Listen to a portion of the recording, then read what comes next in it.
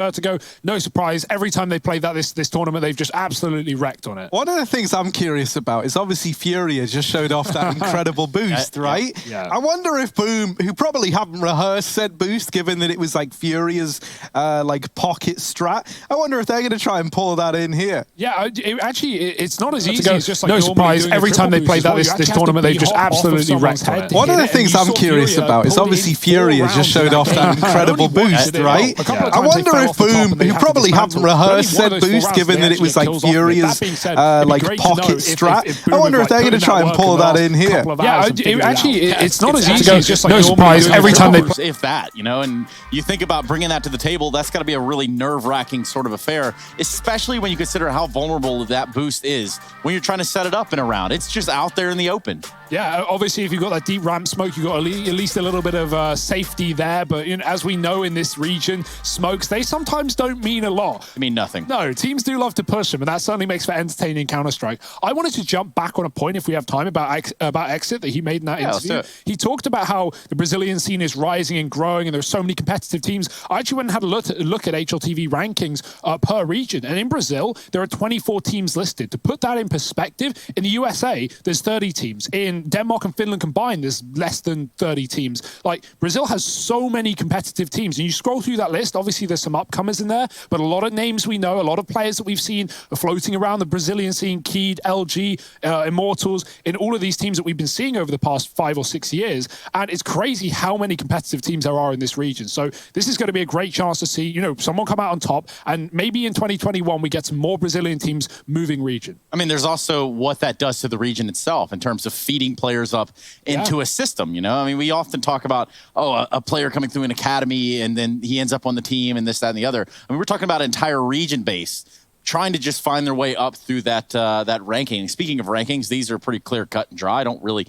need to explain these too much. By the way, that's a nice picture of you, Harry. Now, let's start with Hugo and his picks. It's going to be Sharks, I suppose. Yeah, I mean, I picked Boom, but I can rep for Sharks all day, right? Okay. They've got the map advantage, so why not go for them? That's all you got. I mean, well, what else do you want, Trace? They've already won this matchup. They're coming in, feeling confident. Okay, no. Let's swap this around, right? No. Sorry, it's all right there. I picked Sharks. Hugo actually picked Boom.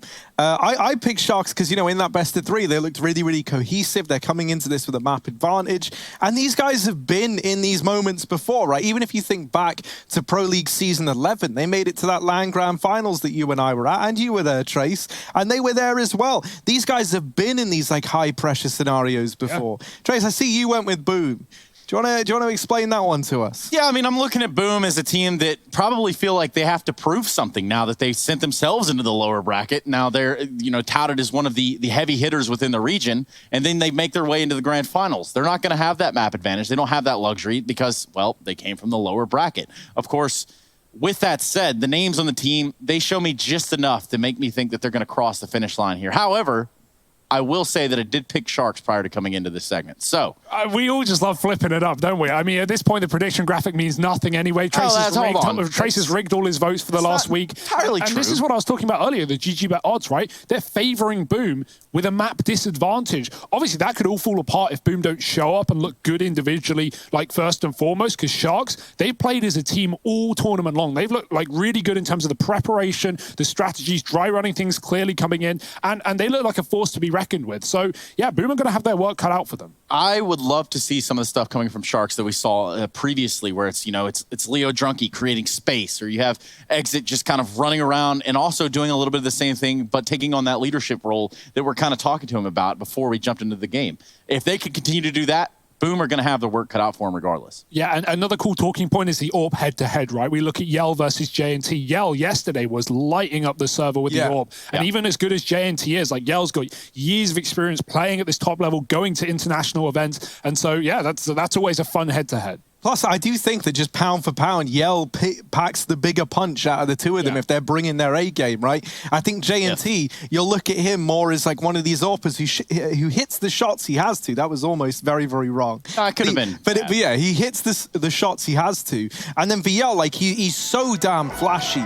And if he's feeling it, it's very, very hard to put a stop to him. We don't have to wait long though, because we're heading in to the first map of this grand final. It's going to be Vertigo, the map pick of Boom, as we get get ready to embark upon this journey together. Vertigo and its Sharks taking on Boom Esports here in this grand final for the South American division of ESL Pro League. Yes, ESL Pro League Season 12 coming to a head right here, right now. Tell your friends, tell your mama, your brother, your sister, your papa, tell everybody you know. Get them in here, because we'd love to say hello. Also, you can say hello to us and potentially your friends as well via the fan camps, esl.gg/fan camps. Now, we got all the formalities out of the way. Let's get into a pistol round. Looks like a lot of presence over here towards A to start things. And that's not surprising considering A is a popular tourist destination, even a popular terrorist destination. Yeah, maybe too popular. Boom, they want nothing to do with it this time. They run up A, they make the noise. Sharks fall back into a 3-man setup, and then Boom leave. This is what a lot of what they were doing against Havan yesterday, right? Setting up on A, getting a kill, rotating the bomb into an empty B bomb site. And now Sharks at least haven't fallen for it. There's still a player here. Smokes are getting lined up. Flash for Yell. It's Exit on his own, fully blind. Boom already in, but great shot for Suplex to start. Oh, Exit in with another, and now they realize there's more than just one here. Exit does run out of ammo, but he's still fighting. How's he still going? No one was able to find him, and it's a 5v1 for Shuz. It's not going to happen, is it? Sharks, they lock in that pistol round, and it's just Suplex and Exit getting it done. Now, I spoke about how this Shark squad was back at that Pro League Finals for Season 11. Obviously, that was without Suplex. That was with Myern in the mix. So you all remember that promising Argentinian fellow went on to join MIBR and had a pretty short-lived career there, sadly. Yeah, as most right? do. Yeah, as MIBR that's the thing, man. I think Myern was like one of the best-looking fifths that they'd brought in, which was such a shame to see. However, what I will say is that Suplex, while he doesn't have that same like grand finals kind of tenure up against some teams like this, he has shown to be a really good player. And Exit has spoke very, very highly of him in a lot of these interviews. Over here in mid, Exit has completely annihilated this 4-spy for Boom. And it's only Shuz left, armed with a Deagle and a 1v5 again to find. And I'm so glad I picked Sharks. Coming into this one. Of course, pistol round now. That's about how we do things. Bomb is down, and whelp. Sharks just hang out, as a shark does.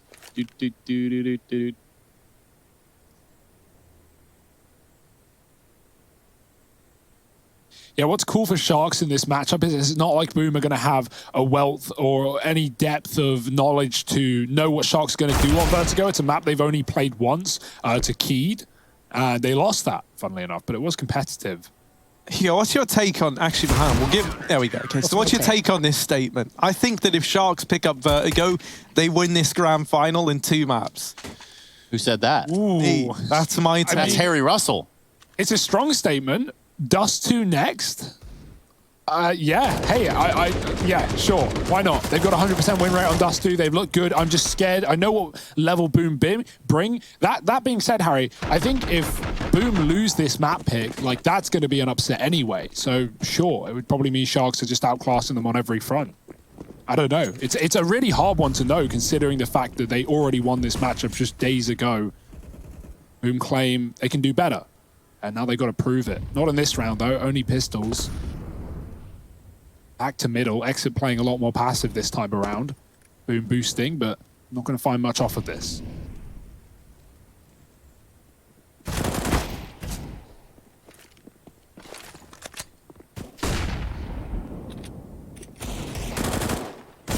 Oh, J&T and Lucan, they want their share of the action. They haven't really seen much. It's been Exit and Suplex doing the bulk of the damage so far. Lucan here locking down some of these mid kills. Now Bolts is still undetected. There's a Deagle on Cello creeping into this B site, and with that Deagle, that's going to open up a path to rotate for Bolts, but Cello's got to try and hold down these rotates, and with no armor, he can't. So Bolts hoping for a bomb plant here in a 1v3. That would be a victory in and of itself.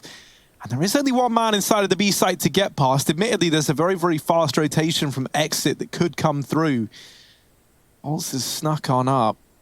Hasn't seen the man at the back left, though, and that might be his undoing, as now he's spotted And they just wait for the rotate. I will say, Lucan is definitely a man to keep an eye on, right? The only Argentinian to survive the skirmish that has been this playoff bracket.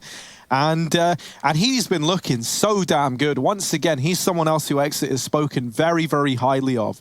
Saying that he thinks he could be like the best player on this team when he has the right moments, you know, when he's feeling it. He says his level is just unbelievable, and we've kind of seen glimmers of that, right, throughout the tournament so far. Yeah, this is definitely an exciting player to keep your eyes on. This would be one hell of a time to bring that level, right? And Sharks look like they're doing it right now. Double orb into the first gun round. That is some confidence on this CT side. Lucan's going to be setting up a boost. Leo on his head. Can spot the short side. Obviously, you're very exposed here if someone comes up short, so Leo's going to take that and look towards it. Boomer taking their time on A. Waiting out the deep smokes, fearful of any boost, but do they know about this one? There's so many ways to get players up into unorthodox positions on this A site, and this is one of the many. Leo looking for something, and I like that he's checking the scaffolding on a timing to at least deny anyone pushing up on his right side. That molly comes down though. Ooh, doesn't tick onto Sharks, not yet. Could spread. There's the shot. Shiz is ready. Yeah, and Yell's done in this AWP as well, which is reason to get excited. Phelps rushes into this A bomb site, doesn't want to go slow, and he set his teammates up well. That bomb plant's going to come on in. They're going to dump a nade. It's just a little bit too late. The bomb has been planted. The number's just not there right now for Sharks. They might want to consider backing away. And that seems to be the play. So Boom's going to pick up their first round of the grand finals. Yeah, it's a little bit rough, right, to have the A site fall apart in that fashion. You try and run the boost, they deal with that second man very, very quickly. And before you've even got rotates there to trade these kills out, right, and give you a chance, the round's basically already over. It's a good show of restraint from Sharks, though, right? Not throwing everything into this one, but they do need to get away with these weapons. And J&T won't give away this AWP easily.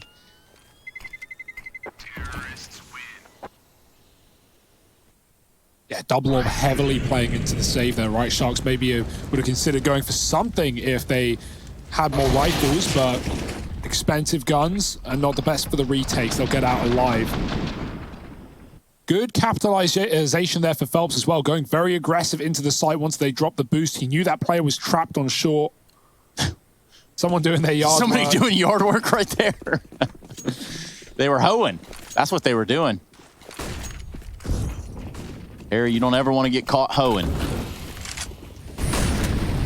Nah, man, not with the speed at which I can do it as well. Leo staring down the ramp here. I like it as well whenever people show up with like their babies in the camera, man. That's always cute. And I always think like there's maybe a future hope of Brazilian CS right there. Oh, we got a bit of trade work going on down at the ramp. And ultimately, Shiz able to win that out for the rest of Boom. Even them in a 4-on-5. They're clearing sandbags. Sharks are yet to fully rotate. They're still taking their time, considering Boom could be deeper than they are. Lucan's come in elevator, exit in CT. They have Molotovs to stop the plant. See if they go for them. And it seems like that's the call for Sharks, right? Already very passive, not even fighting for the site. Simply just hoping to delay things and maybe even get a kill with a utility. There's a molly going in. It's one of two they have here, though. Lucan could line one up from elevator. Boom are going to wait that molly out. But honestly, like, even though this molly comes through, it's coming through very early, and that bomb plant can get cancelled. You see Cello get out of there just in time. And now there's no more Molotov on this A site. Suplex has come rotating. They did hear the tap of the bomb. So maybe he can throw his in for a third time. Keep stalling out this plant. But all you're doing is delaying the inevitable. Suplex set up with the AWP. Does throw in the molly again. Boomer waiting it out.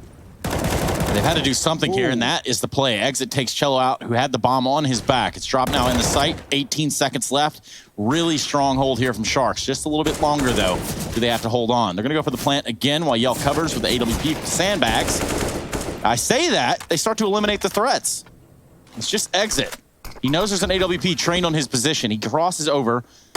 Now he's got a little bit more wiggle room, but with the bomb planted in a 2v1, what's he going to do, Harry? Yeah, this is not an easy spot to be in. He's looking to isolate these fights, and he deals with the first. Jump peek up. I think he sees Yell at the sandbags there, so now he knows where this AWP lies. He's hoping he can bait a peek by tapping the defuse. And there is his one chance. He doesn't land the shot, so now he is to be the one to pressure this AWP, closing the gap, and Yell doing such a good job of wasting time. Wow. The master of it. There's not enough time for the defuse. The AWP can be retrieved at least. Yeah, the X-ray usage there for Jakey really shows how difficult that is from Exit, right? Like, he doesn't get a chance, he doesn't get an angle, he doesn't even see the head of Yell when he climbs up on top of the boxes. All those fake peeks from Yell, the baits, trying to get shots out just to confirm that Exit isn't sticking it. And yeah, that was excellently played by Yell. He may lose his gun, but he wins the round, and that's all that really matters.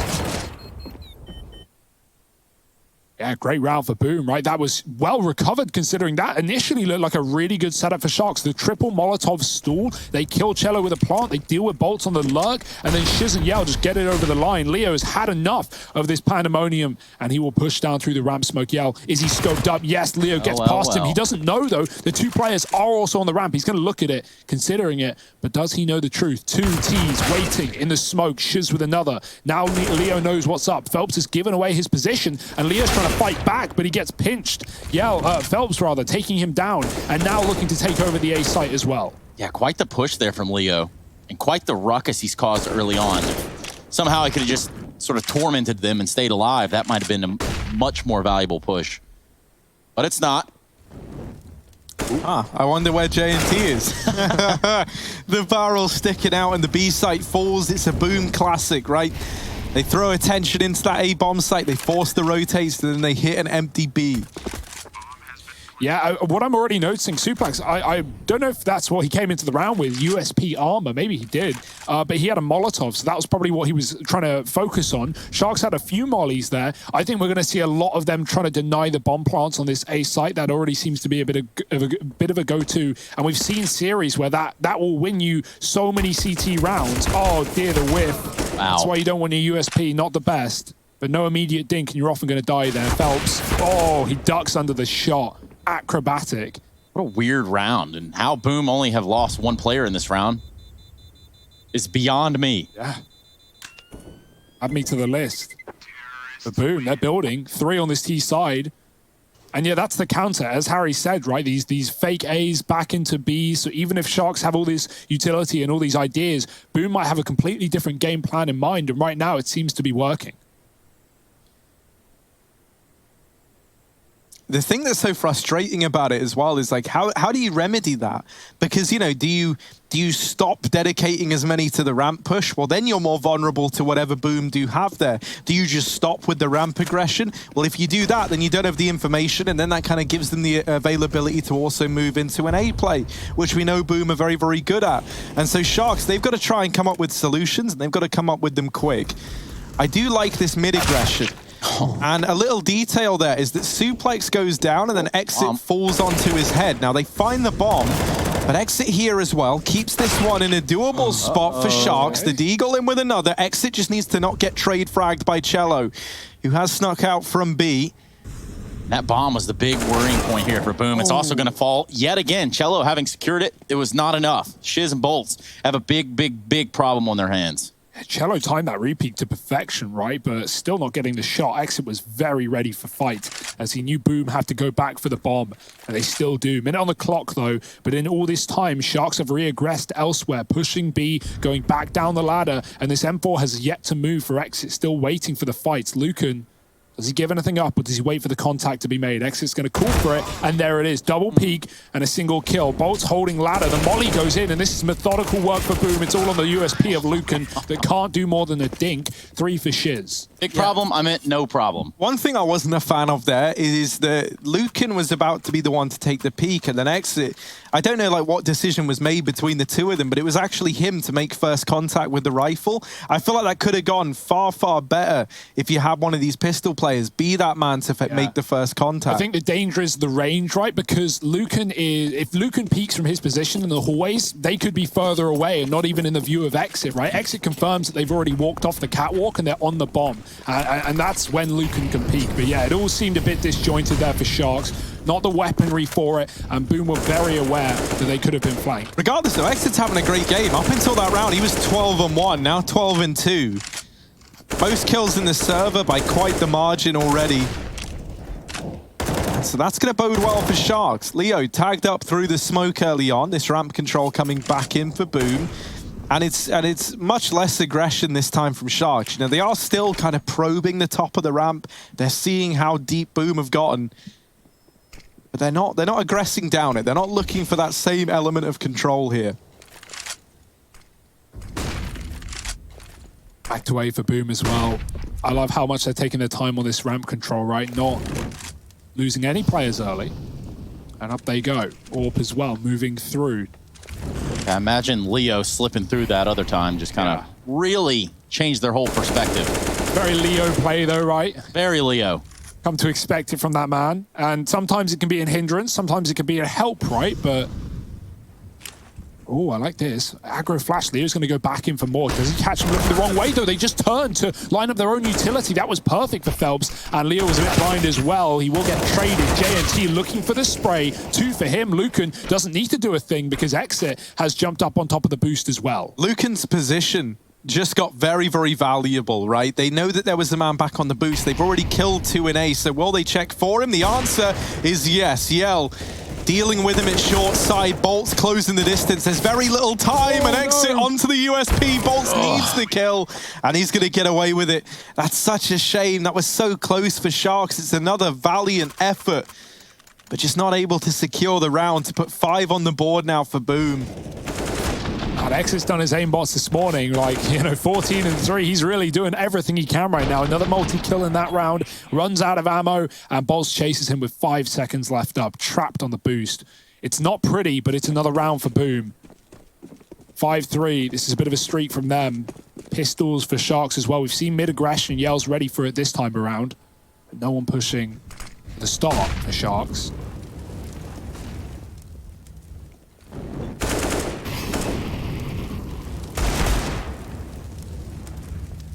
Another one for Exit. Loves it. 50% of these rounds, he's had multi-kills in so far. And so he's looking to keep that stat up.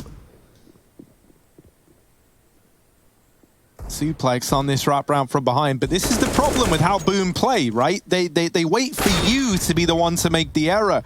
And now that they've killed the B player, that might spur this rotation back to B for Boom. You can see Cello still floating around at the bottom of ramp for exactly that. Yell even being very, very patient over here in middle, and Exit does get put in the dirt. Nice little headshot there from the AWP. Shuz challenging ramp, does get wrapped by Leo. But now that they know where he is, guess where that bomb's going? Into the empty B site. Yeah, Yell traded out his AWP to get this AK, and while it should get the job done, it means he's not going to be able to go and pick it back up. He locks in the round, but that's a bit of money lost. Not a worry for Boom, though. They have still gone on this streak of T-side rounds. 6 in a row now. Brutal stuff for Boom. And Yell just reinvests right up. He doesn't care. Yeah, Boom. Double AWP back for Sharks, too. Bit of a slow start for Boom. And there were some situations they were caught off guard, but now we are back into the game. With Sharks potentially, at least, double AWP, that should be entertaining. What could go wrong here, Harry? I mean, Hugo or Harry. Either one works. I mean, last time we saw this double AWP, it was Sharks saving it on the B bomb side, right? They actually had the boost up on A that got denied by Shuz, and both AWPs were either mid or B, and Boom obviously going towards that A site. It does mean if you run these AWPs on B, you're not going to play aggressive. Exit has himself. Suplex is supporting, and I like this 2-man setup. They're aware that Boom have been going for these late B plays, and right now, Cello's set up for that. Leo fighting A, JNT on short 2, and he is needed. Can follow up to Yell, and he's done that. Yell takes down Leo, but JNT finding all the damage here. Shiz on 10, Exit wins his solo B fight, and the AWP on B is already rotated to A. That's the right call to make. Boom is setting up smokes. Oh, they see the barrel. They know that JNT was just flashed off over at the elevator side. Shiz looking for it. JNT burning. Does live to tell the tale. I'm now down at a 2-on-3 here. This is one of the best spots that Sharks have been in these retakes yet. Oh, I don't like how close that's getting. Yeah. but we love the attempt. More of that, please. Oh, I love these retake smokes for Sharks, right? They're going to land in front of the bomb on the ramp side and a molly on short. Shiz has to come to the site, but he's about to be smoked off. If it lands, it never does. Finally on the bomb, and now they're sticking it in the smoke. Suplex covering from above, and he finds 2. It's the Orbs getting 4 kills in the round for Sharks. When they don't have to save, they can be their saving grace. AWP.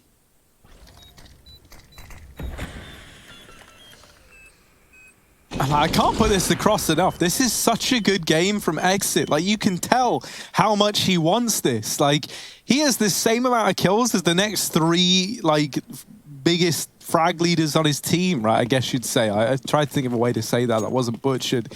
But he's on 16. And shout out to all the people in the fan cams. It's the biggest turnout we've had so far. And it makes sense for the grand final in this region.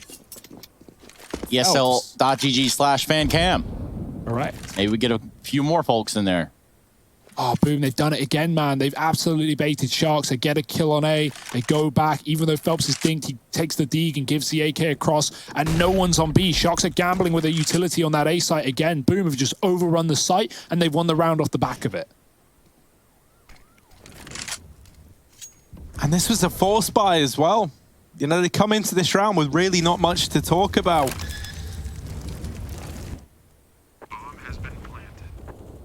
And so it will just have to be one of these saves for Sharks. At least, you know, keeping 3 players alive leaves open that opportunity to reinvest in this follow-up round. Suplex can drop a gun over, and then maybe someone like J&T is a little more limited.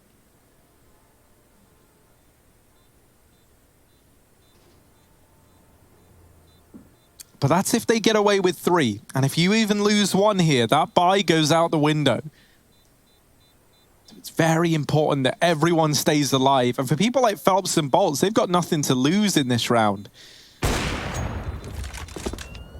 Not a damn thing. 7 rounds for Boom. And Sharks, they just pick up a few kills. Yeah, that's safe play, though. They just tuck in, right? When they get the info, when they see Boom on A, nope, nothing to do with that. 2 kills, 3 guns saved. It's fine for Sharks. And of course, it enables this buy. They could even have the double op available as well. Suplex is considering it. And he'll do it. Run boost? No, Bolt is just setting up on mid for the hold. Boom put the AWP on B, looking for a pick. Sharks deep smoke on A and back to 3 here, but Boom are just going to wait it out as they have been doing on the T side. No rush to it. Make sure no one's going through that smoke. You need a player dedicated there, as Leo has been often pushing. And back to middle for Boom. An area unguarded, unwatched by Sharks for the time being.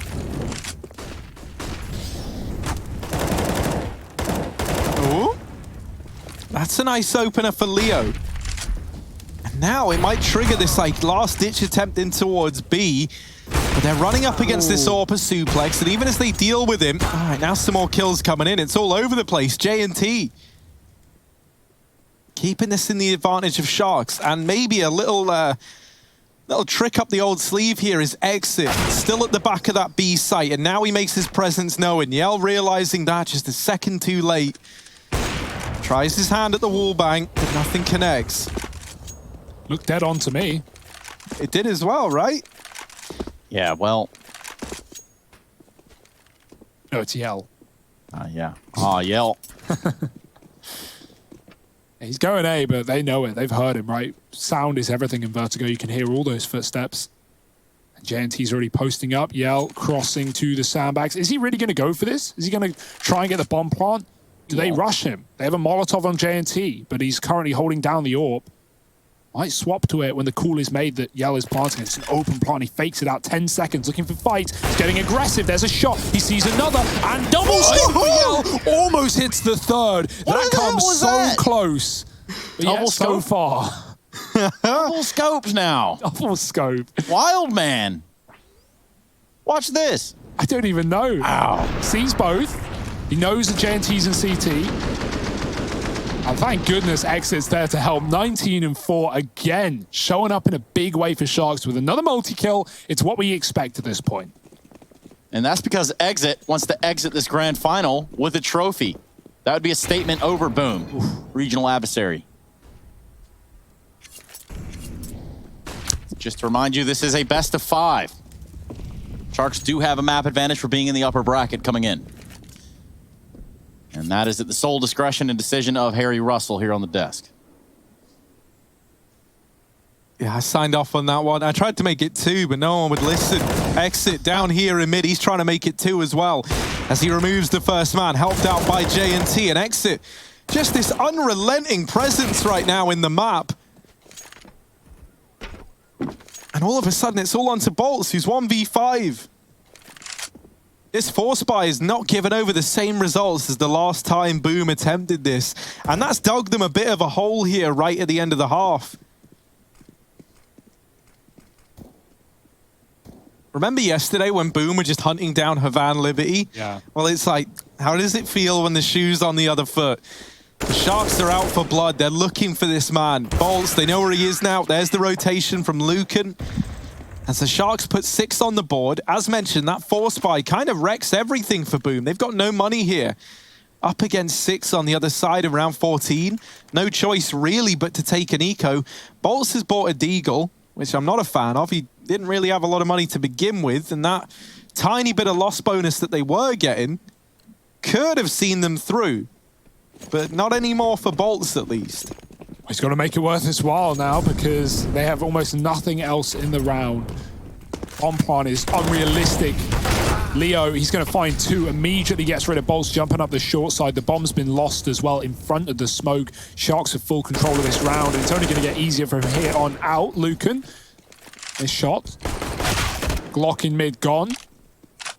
Back to the bottom A play for Boom. Nice and quick anti-eco for Sharks. Everything they needed there, keeping their money alive, keeping confidence in their CT side. And this is a great CT side as well. We know how ruthless Boom can be on the map of Vertigo, how many teams they've beaten before in this region. And Sharks putting up a very strong defense. I just can't get over, and I cannot reiterate enough, Exit, absolutely phenomenal right now. Yeah. 163 ADR, 21 and 4. The lowest deaths in the server, and also the most kills. Like, this is a performance unlike anything we've seen from him before. This is so damn good. He's pushing again. I mean, when you get that level of comfort, you might as well continue to capitalize on it while the cooking's hot. While the food's hot, you might as well eat. That re-aggression for Leo again, right? It's like either offered us loads of value or nothing at all. And in this case, it gives the kill back to Boom. J&T still wants to fight tooth and nail for the ramp, and he's got 3 in the round. Cello doubling down and low HP for Boom. Exits aggressed, gun out, as he knows that Boom could back off, and in fact they are. Cello going back through the ladder room. With the bomb in mid on his own, they're going to try and split A, and that's the remedy to success right now. Sharks only have 1 A player in the form of Suplex, and Exit's now on this big flank, but right now it's offering nothing. He's just defending the B bomb site, and Boom are getting all this control, all this room set up towards A. Cello doesn't want to rush. He knows if he dies, the round is over. And so, hoping that Yell gets something first. 50 seconds on the clock. Let's see if Sharks give anything to Boom. With that low HP, that's going to be the big concerning factor here, because that first skirmish, that first bout has to go their way. This is the last round of the half. There will be no saving. Something that's so dire about Exit's position here is that from where he's been holding, they could have gone through that like little B corridor. And so his rotation is kind of slowed down a bit because he keeps thinking, well, what if they've hit the timing? And so now he starts to aggress, but it has slowed him right down. Like, he's going to be getting here very, very late. And so Suplex has to do the bulk of the heavy lifting as this bomb looks to get into the site. He's just missed the timing onto Cello. Oh, here's the footsteps. That molly goes down on the bomb, and suddenly that bomb plant becomes pretty tenuous. They have to plant CT, but thankfully Yell's won his fight. And so now Exit arriving on this wrap. He didn't catch the timing onto Yell in CT. Cello wrapping short side as well. This is a pretty dire straight right now for Exit. Yell, there's the peak, and he's got it locked in. It's 8 at the end of the half for Boom as they win out in that 2vx. They get that over the line, and they close out the half with a 1-round advantage. Stick around, because we'll be back with more Vertigo action in just a moment.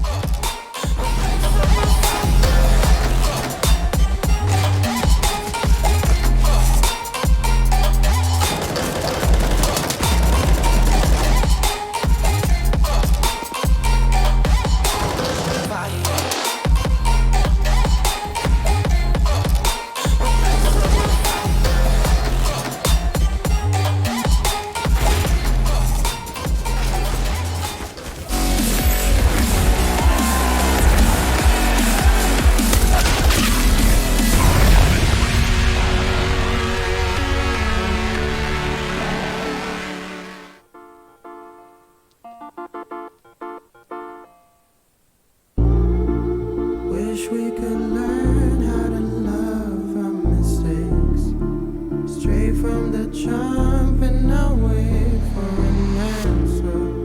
Wish we could smile when shit's rough nowadays. Change our reactions.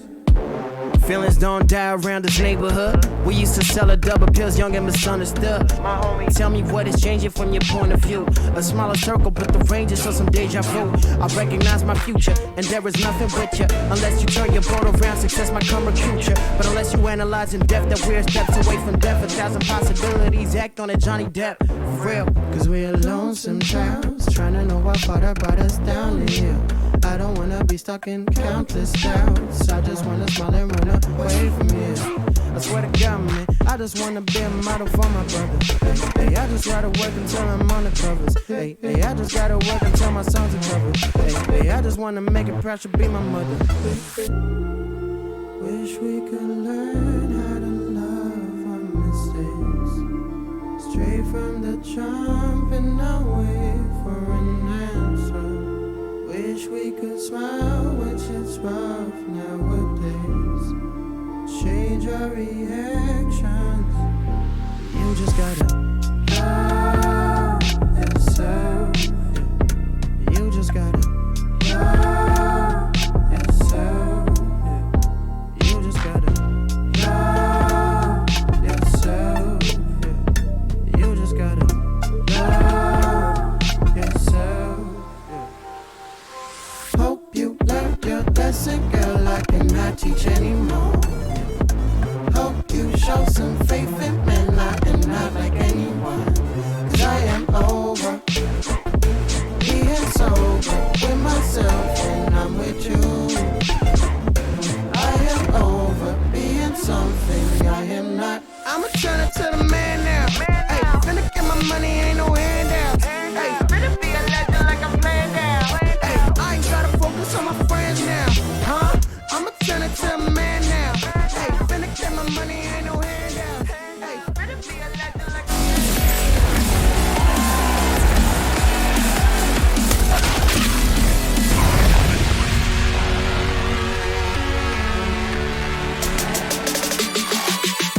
Coming back at you real fast like here at the Grand Finals for the South Americas if we're talking about the ESL Pro League Season 12. Other than that, life only gets a little bit faster inside of the fan cams, which I want to invite you to. ESL.gg/fancam. We are just about ready to get this pistol round underway. And as you can tell, this being a best of 5, we're pretty much cut right down the middle here on our first half of play. 8-7 as we conclude that, and we look at the second half where, boom, take over the CT side. What do they have in their pocket? Better yet, what do you have in your pocket? Let us know. Hugo, what's in your pocket? They're actually empty right now, Trace. I've got everything out on the table, all my cards. Well, speaking of cards, looks like we're going to use the tech card. Not to be confused with the trap card. Two totally different cards. This is a great game, though, already. I'm so glad how competitive it is, right? No one's been able to take much away from Boom on the map of Vertigo. Sharks put up 7 CT rounds against a good Vertigo team on their T side. That is a respectable half. And, you know, not to say that, like, Boom aren't looking good as well, right? We've had huge highlights from some of these players. I mean, they're leading, right? You don't need me to tell you that. 8-7. Pistol win would really send them over the line. I just want to say this music would be great for Among Us when you're trying to decide, okay, we vote someone off here in the last couple of seconds, you know? Mate, you just made me think of a whole new idea, but that's for another day, right? Okay. Right now, we got Sharks beginning their T-side venture. Led by Exit in more ways than one. A lot of utility here for a pistol round, like a lot of utility. Nades on the boost, perhaps. We see that pretty commonly. The only thing that makes me nervous about this much utility is if one of these players dies, then that is all your investment gone. Leo, luckily enough, opening the round up. One of these armored players coming in with the kill. What's the game plan now? As they start to dump some of this utility over towards the site, they Molotov the sandbags so they know that that's clear. You'd hate to be playing that. You'd be thinking, who buys the Molotov in the pistol? But the answer is Sharks. Shuz in with one. Leo had a chance there. They were looking away. Oh, he even gets blocked trying to leave. This is very, very messy, and that's going to benefit Boom all the way. Cello, Shuz, and Bolts in the blink of an eye have put up 3, leaving it all on Lucan, armorless. And now with 8 points of health, they rush him down. They deal with it. Boom put up 9 as that pistol round goes their way. I will say, you know, Leo, it feels like he's on, like... Well, I was going to say on like a come up like someone like Art, but maybe that's a bit different in the sense like it feels like he's trying to replicate a play style of someone like Art, right? Very aggressive. Very aggressive. And if you remember early on in Art's career, I say early on in the Furia days, there were a lot of questions around Art, like whether or not his aggression was like viable, whether or not it was worth it, you know, how it only seemed like it worked sometimes and then others he felt like a liability. And I feel like Leo's kind of in that like same wavelength, right? And I feel like while he's definitely more sloppy than Art in terms of how the aggression comes in, like Art makes it look pretty, and I don't know how he does it, but it does feel like he's trying to go down that same path, right? With like how he approaches the game, the kind of aggression he tries to bring in, the advantages he tries to gain. I mean, just from talking to Sharks and, you know, kind of getting a comment on that, it seems like they're okay with that idea. Yeah. It seems like they're okay with that application of play here in terms of their own strategy book. Yeah, there's more than just the kills, right? This is something Art has even said in interviews to us about his aggression at times where it like doesn't work. And when I say doesn't work, right, like he dies first, he gives away an opening kill. But as the in-game leader, right, he uses that information that he gets off of his very fast plays to set up his team to win the round, right? And he talked about the value. He's talked about the value of like information and stuff that you get that aren't necessarily things that you can see on the offset, right? Kills, a number on your scoreboard. But yeah, it's interesting to keep an eye on for Leo and the likes. This whole Sharks team is definitely one for the future. But right now in the present, they're putting up a pretty big fight. Boom winning the pistol, though. I love the aggression for Boom, right? Shiz drops the bomb on short. You get a full rotate for Boom. And they were just so hungry to... Oh, dear. Someone's dropped. It's only a Glock round at least, but it might not be live anyway. And yeah, you see how hungry Boom were for the kills, right? Re-aggressing on that A site, trying to drop the util players, lining up smokes and flashes. The double nade does nothing for Sharks. Boom just had everyone on the right site. So good round from them. 9-7. They can build here, take probably double digits as Sharks have nothing in this round. And if this is your first time watching it, you're like, boom, magic. No, it's basically match medic is actually the proper term. So we should be jumping back in. You can see the freeze timer coming to a close at the very top. The buy time dwindling away. It's going to be Glocks over here for Sharks from the looks of it. Now, I only count 4 Ts in spawn. I don't know if there's one off camera. Am I blind? Maybe. Sounds. Yeah, exit was off camera. Okay. Yeah, there's 5 on the minimap, so we are a go. Not like Sharks have a whole lot of skin in the game in this one. Full Glocks. And yes, we are a go. The Polish squad. Here we go. Push coming in. Yell with a double. And this one gets laid to rest very, very quickly and cleanly. Now, no head armor on Shuz almost gets him dropped with the only M4 in that round there. You would have hated to have seen that. The benefit to it being a headshot is that, well, it doesn't really matter. I was going to say you could upgrade his armor, but then I realized, you know, AK's coming out now. Not an ideal time to do it. Yeah. Sharks with these AKs, a little bit of utility to boot. Meanwhile, they're going to stick over here on their SMGs for the side of Boom. Head armor is going to play a big factor in this round. Wanting to take a lot of fights on A early, right? Molly on short, flashes for peaks, and there's 4 on A right now. But the difference is between Sharks and Boom is when Boom went early up T-side ramp, they would take control, and then Sharks would fall back into the site and be on the wrong side. Boom, Sharks are trying to do that back, but Boom have gained the information, they've gained the control, they've re-peaked down A, and they see it's clear. So there's no questions here. There's already rotates coming through in the form of bolts, ready for the mid play. They're past his smoke, though. He's going to hear these footsteps as they come running over Con. Leo looking the wrong way. Cello bites him back. Bolt spraying and praying, but only good for one. That's the B side open for the taking, and a retake for Boom in this round. Phelps is the first man on call. He drops into the site, and he does beat Exit in the head-to-head with a nice flick.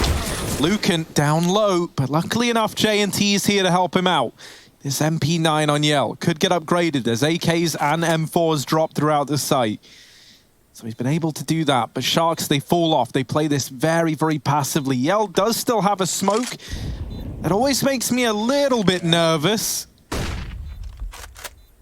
It could definitely happen. It could. Smoke And kit. Let's see if it does. Oh, he wanted a kill, right? He wanted something. Knowing there are 2 players spamming you in a smoke, you're probably going to die. But if you could take down one with him, grab that defuse, maybe. Not today, though. Nice rotate for Sharks. And, like, boom, they had the info, man. They were very aware of that. They cleared out A, they reaggressed, and still Sharks trade 3-on-3 into B, and so they don't have to worry. Phelps makes a bit of a crazy heroic play, dropping in off con and getting 1. But, again, trades for Sharks. That's the key on this T side, and they're so good at it. Boom, coming in with a real buy. That was a bonus. Now they got the AWP and guns around it, but Yell blinded early on A. Sharks trying to take the ramp control, tooth and nail. They won't hang around for long.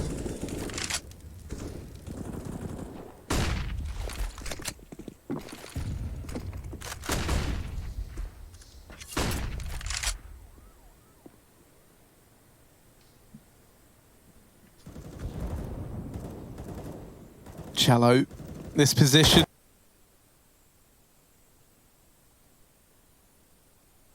Always feels scary, and that's why dropped right away.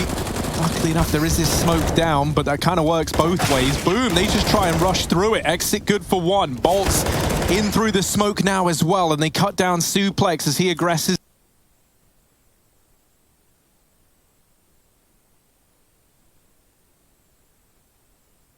Into CT. Lucan has a man jumping over him, and Bolts just soars into that B site. J&T almost with the clutch, but not quite, and it's 11 for Boom. Bolts, man, the lightning bolts of Boom just flies through the air, strikes down Lucan. J&T, he got off the bomb there a bit early. He went for the plant. I don't think it was a fake. I think it was one where you see the animation, you think you're done, and then you change weapon, but it actually cancelled the plant. That would have been massive money for Sharks. Boom, on the other hand, 4 on A, right? No one on that B bomb site from the get-go. They had a mid player. That was it. And so Sharks really baited Boom over into that A site, again, as they have been doing. But as we've also been seeing, Boom getting the info early, double rotate, very quick, very willing to throw themselves into the chaos of that mid battle, and they win it out. So all worthwhile for Boom. Very weird round again. I like the calling from Sharks, but Boom have the solutions. They have the answers. I'd love to see Sharks go back to this early A aggression and maybe leave an AWP here. So when Boom re-aggress and Sharks go B, Boom actually lose players, and that keeps them on the wrong side of the map for longer. Because they're still not hesitant about throwing 3 players towards A every single round, if not more. It's the same again for Boom, fighting through the smokes against Glocks.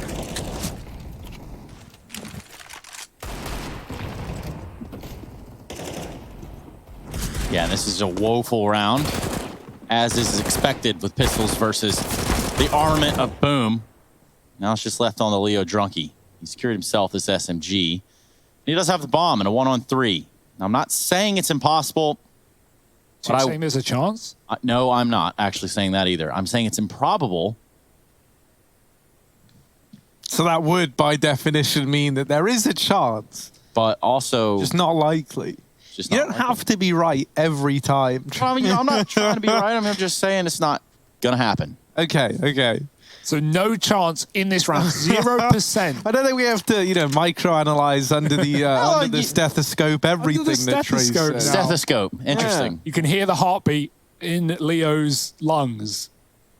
Is his heart in the lungs now? His lungs in the back of the throat, because this one might just be closed off. Boom. Ready on B. Cello's here. Leo getting closer, 20 seconds. Cello waiting for that plant. He can swing. And, well, it doesn't need to. Leo runs right into him, and that's going to be Boom picking up the round, as we knew, as we assumed, as Trace so delicately put. And now we got guns back for Sharks. Yeah, there was that whole thing where he switched to his bomb thinking, oh, look at this, I'm going to get a free plant. Nah, it's done. And I would love to see the strats kind of cooled around Exit and the game he's having right now. Yeah, a bit of a slowdown on this T side, right? Not really his fault. ramp. They're going to go fast towards B for a bit of a change, right? They've just been defaulting A every single round and then giving up the ramp control. Even if they get open B sites and get that mid control, Boom have been doing a good job of, I say retaking, but it's not even come that far. Sharks are not rolling in money. They've not been getting these bomb plants on the T side.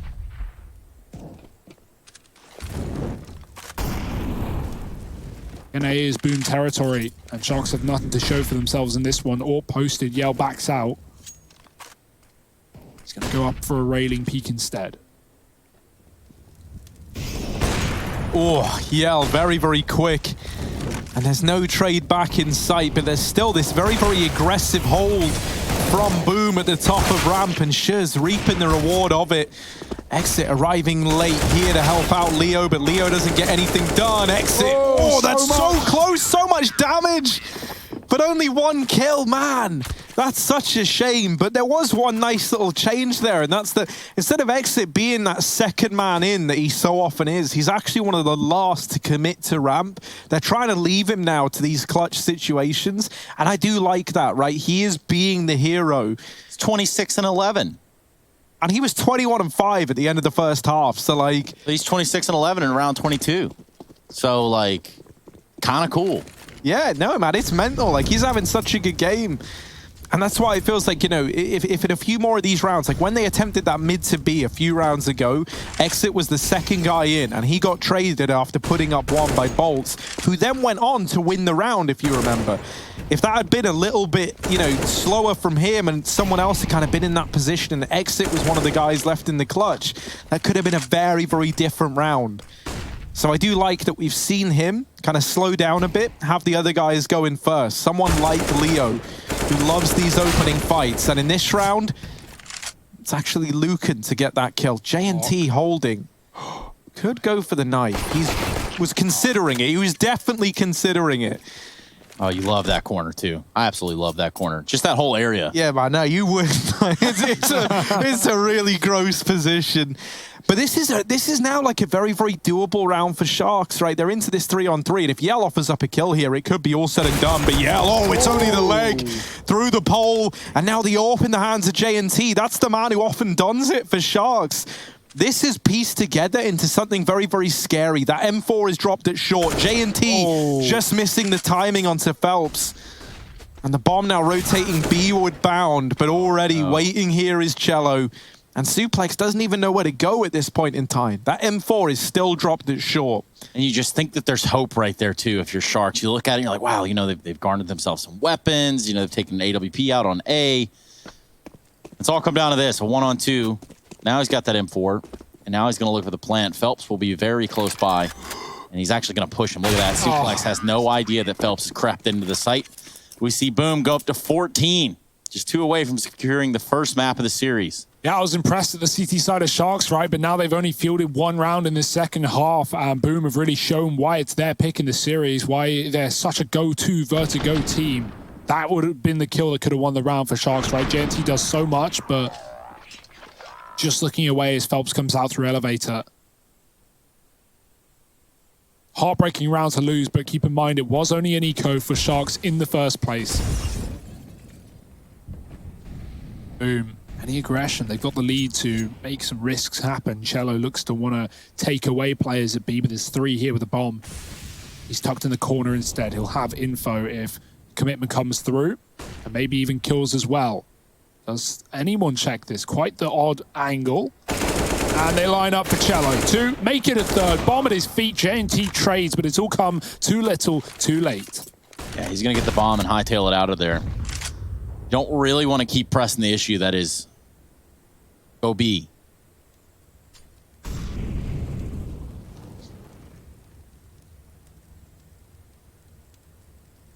Man, this is sad. Like this is a real feels bad man for Exit. You got to wonder what that's going to spell for the rest of the series. Yell, he's got the angle over here on A ramp, so he's going to know here any second. Oof. And Exit exits the round. Imagine that. No need to re-peek that, even though they were most likely in tandem. If you're the CT, you're thinking, yeah, he was definitely not alone. And you'd be right. Shiz just cleans it up. Yeah, boom, this is just such an excellent CT side, right? And Sharks have nothing to show for it. The thing that's so wild is that, like, one of the reasons why Sharks were able to win that series over Boom last time is that as a team, they looked better. Even though even though Boom had, like, some great individual players, it wasn't like across the scoreboard. It wasn't like spread around, you know, like we were looking towards certain guys with like huge huge performances on the scoreboard, but it just wasn't there as a team. And now it feels like that same affliction has hit Sharks. Like Exit's delivering everything, and J&T's kind of stepped up alongside him. But here now, up against 15, they managed to trade it into a 3-on-3, but here are the rotations. Shuz already aggressing down towards short side. That nade, oh, that is a slam dunk onto Dunky, or Drunky, not Dunky. That's Donkey. Everyone's favorite YouTuber, J&T, over at the short side, in with one, but the trade is found for Cello, and they lock in the victory on their map pick. Boom, now 1-on-1 in this grand final series. There's a chance that this can go the distance. Join us in just a moment for that second map.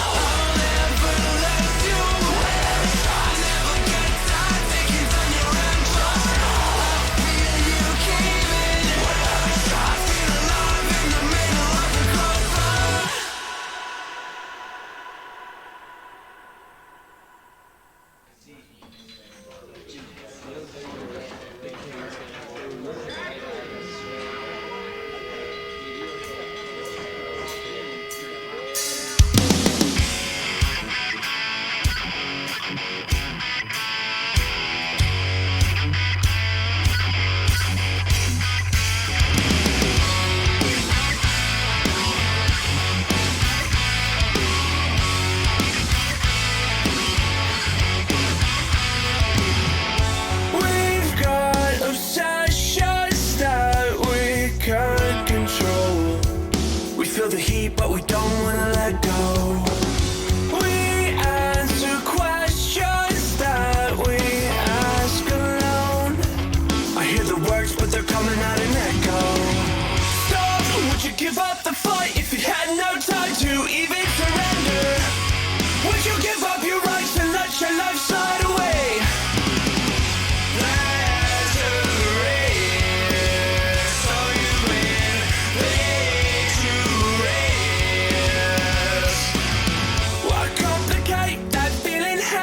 Suffocates at the bottom. Don't take the bait, just walk away. Resuscitate your nirvana. I feel a way I've never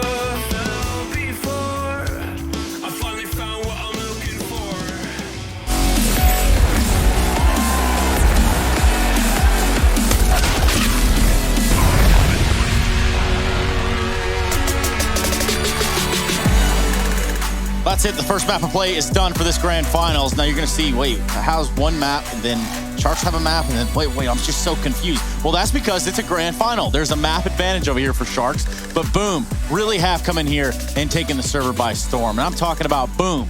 There it is. Welcome back to the ESL Pro League Season 12, everybody. Of course, alongside of me will be Harry and Hugo, so I'll just slowly kind of return back to them and start to talk to them about this matchup. Guys, what just happened? We just got a taste of, what Exit had to offer, but then here's Boom showing up in a huge way. Yeah, man, they had that CT side on lockdown, right? I think one of the main problems for Sharks in that T side is they just weren't able to get any control for free, right? While Boom were getting up A ramp and able to do the old classic slip into B off of the back of a fake. Boom was so hungry for information, they just consistently denied Sharks aggression in that CT side. And that was a masterclass from Boom, right? Exit may have shown up in a huge way. We can see the highlights of him on that first half, but I don't want to say he fell silent, right? He got kills where he could, but no one else was stepping up to fill the void in that second half for Sharks. Yeah, outside of Exit and J&T, the roster was kind of quiet for the Sharks side, Next nearest on the board having 12, and then you have guys like J&T and Exit with 26 and 19 between them. That's just kind of unreasonable, Like these guys looked really, really good, and sadly for the rest of the gang, they fell very, very quiet. But then we can look at like the positives for Boom, and there were a lot of them, I think it's fair to say. The scoreboard, pretty tight, pretty close together. That's what you like to see. But it was all about, well, it all started with a very, very good T side, right? The classic, as you were saying, faking a ramp, then falling back into those B plays. That's something that kept wrecking Sharks. It really, really was. Then moving into the CT half, Sharks tried to do similar stuff, right? And then there's kind of focused around mid a lot more. But the way that Boom approached mid was so interesting, I thought. Like the moment they knew it was a mid play, they would drop a smoke that cut off like CT and Elevator. And so what that allows is for those 2 points of rotation to be kept under Boom control. Right. And then they would actually just push through the smokes if they felt comfortable enough. Once they knew that Sharks are kind of split between mid and the construction position into that B site, they would catch players by pushing through the smokes, taking the fight on either side of construction. It was just a really, really cool way of approaching mid. Hugo, for the start of this grand final, obviously we just had Vertigo, that's a Boom pick, but now we go into Dust 2, and that is going to be the pick of Sharks. So does this start to take a different turn? Do we have a different sort of ending result here on the second map of play? I'd like to think so, right? Sharks are here for a reason, and hopefully they're going to be able to take their map picks in this series, or at least some of them, right? The danger is this is a great map for Boom, but in the favor of Sharks is they beat them on it the other day, and it wasn't really a close affair either. It was like a 16-8. So, history, will it repeat itself, Trace? That was what we're waiting to see. And that's what we're going to find out when we come back from this break, ladies and gentlemen. It's going to be Dust 2 with Boom and Sharks in this grand final. We'll be right back.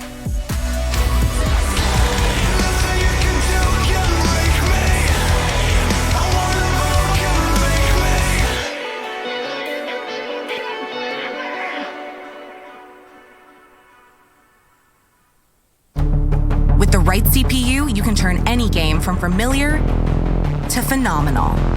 Unleash the potential in all your gaming with Intel 10th Gen processors.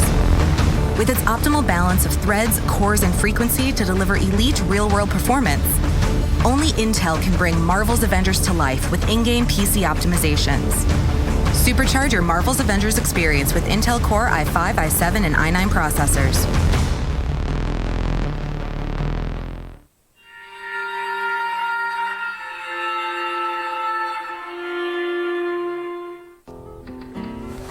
If you want to know what you're good at and, well, also what you suck at, check out csgohub.com. Coming!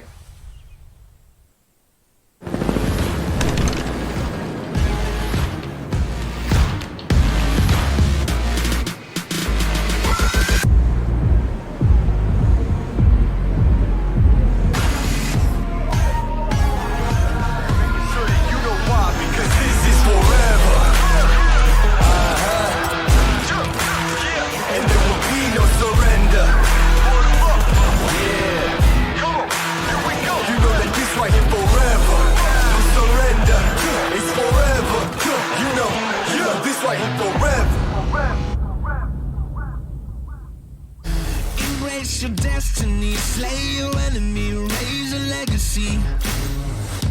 No more apologies, trust your abilities, gather the energies. Pull yourself back together. been staying off track forever. Child of the nation, will seek redemption, time for salvation. Today is meant to be day of victory, time for history. Reverse the tendency, fight the entropy, channel your rivalry.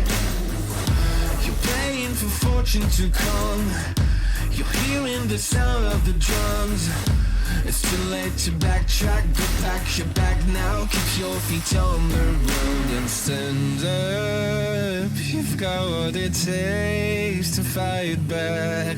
Don't stop until you black out, out, out. Stand up, up. You've got what it takes to fight back, back. Don't stop until you black out, out. Give all you got, show them how to make a miracle. Stand up, up. You've got what it takes to fight back, back.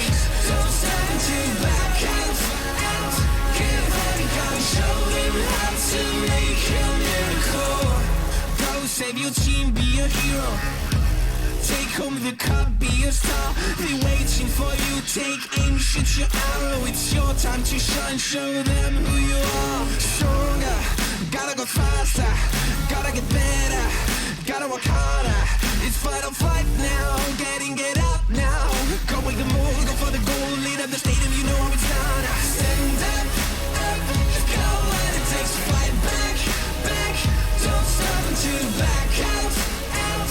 Give all you got, show them how to make a miracle. Stand up, up, go what it takes to fight back, back. Don't stop until you back out, out. Give all you got, show them how to make a miracle.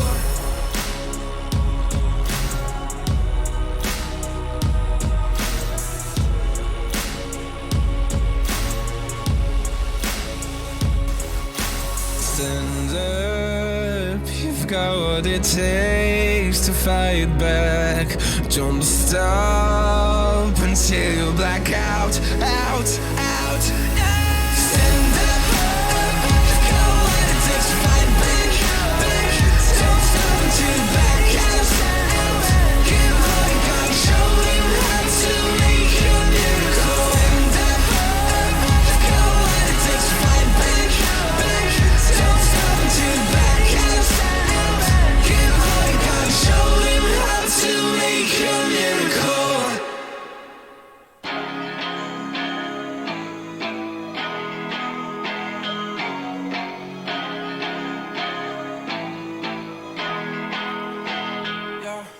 Talk to me, I just want a little bit of company.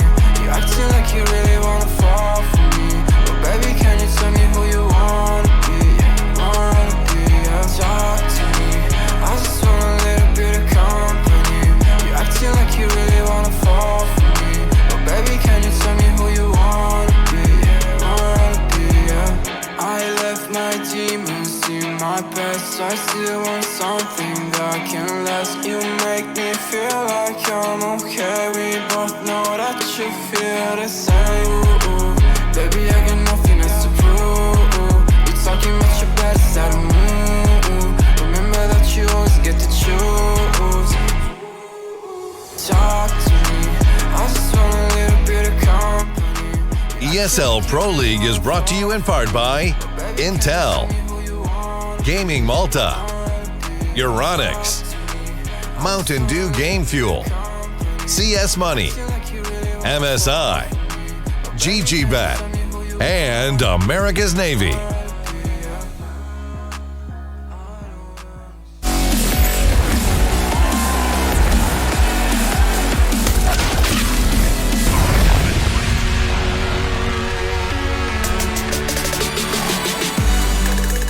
We got a real belcher on our hands right here, and I'm not just talking about Harry Russell. I'm talking about the game on hand, a grand final matchup, a best of 5 at that with Sharks grabbing themselves a 1-map advantage coming into it. This is the ESL Pro League Season 12, South America's Finals, and alongside me and Harry and Hugo. They're ready to talk a little nonsense, or we could get Harry to burp live on air. What do you think? I know Harry enough to know that he won't do it. Yeah. Oh, well. Nice try. I could, but I won't. It's kind of the most visceral sort of burp I've ever heard in my life. And it just comes out of nowhere. And I don't know that any of you ever hear it, but if you ever do catch on to it, let us know. Use hashtag ESL Pro League and make sure you tag Harry. Wouldn't want his employers to find out or anything. So, yeah, let's light him up on the death segment in the grand final, Trace. Light him up. And that's what we're going to be doing on Dust 2, guys. Let's talk about how things could change here, or we could be seeing more of the same. Yeah, Sharks love the T-side on this map, right? They had real troubles on T-side Vertigo just a minute ago, but if they can bring that level on this second map on their pick in the series, maybe they can start to run through Boom. Don't know if it'll be that easy, though. We'll have to wait and see. Boom. There it is. Dust 2. Not to be confused with Boom. There it is. Big difference. That's all. Heartbreaker for Sharks in the first map of the series. Exit, a big driving force of that team. Well, when you carry your team to a loss, it never feels good. Yeah, Boom have gone for the CT pick as well. Standard stuff, but giving away Sharks' favorite half.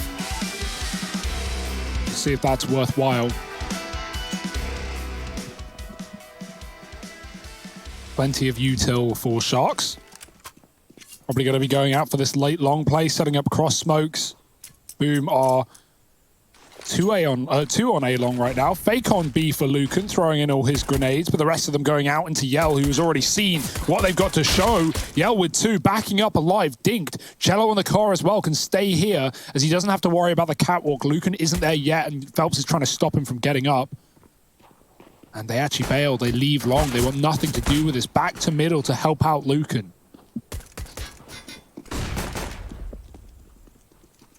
So much time left in this round. So many players left to get it done. Just 3 alive on the side of Sharks. They're going to hedge their bets on catwalk. Yell will be waiting in the site. Hello, Yell. He doesn't want to peek too much. He's dinked already, and Shuz will join him, but actually drops the bomb and it falls into CT. That is a mess. And now irretrievable. Irredeemable for Sharks. They're going to fall to the USPs, as you would expect. 3 for Yell. Starting off strong on a map where we want to see his AWP come into fruition on that long position. And it will probably be sooner rather than later, but M4 for now, taking things slow as they see if Sharks force. And actually, they do. Deegs out with a scout on JNT. Yep, Deegs out. Deegs out.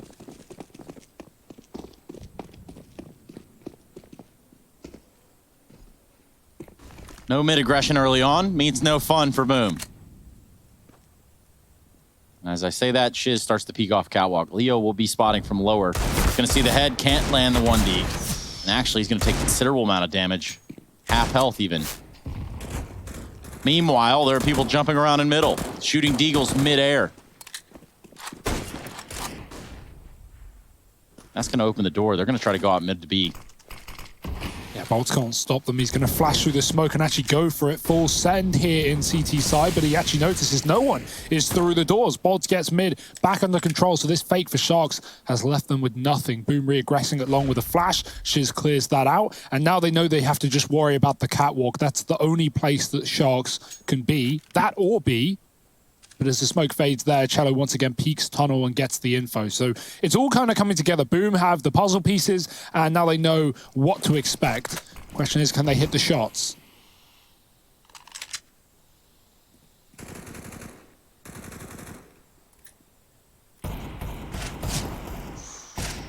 Ooh. Oh no, Yell falls off. He's going to go for it. Jumping back, they won't let him escape. Flash for Leo, he's so blind. Bolt has moved in to try and take him down, but on the angle is Exit. He crouches down, doesn't give away much of a kill, and low HP on 2 of these Boom players. This force could fall apart. Sharks, a man up now. There's the trade again. Both players just rushing him from CT in a scrappy battle. Cello in a one-on-one with the pistol out to clean it up. Lucan, 1 shot away from death. Doesn't matter where it hits, and no time left up. He's got to get the kill now. Cello will not allow it. Even gets the headshot there. Beautiful stuff. Boom for Boom as they find 2. Big Boom.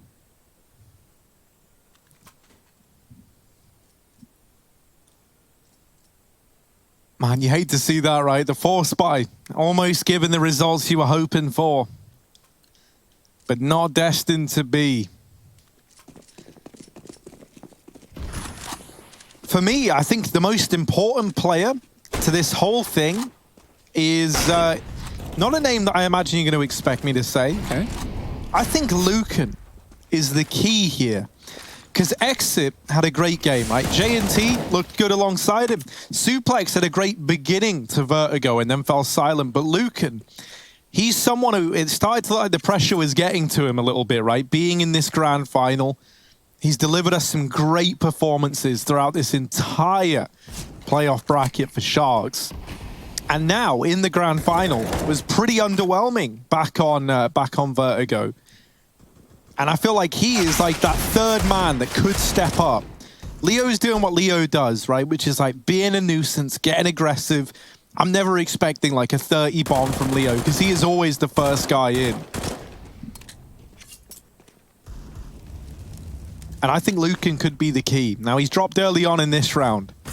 But obviously, it is only these Deagles. They still want to get something from this, ideally. And Leo's going to try and go out long, but into the waiting arms of Shuz he goes. That's a pretty filthy nade as well. Bit of damage. Yell, waiting.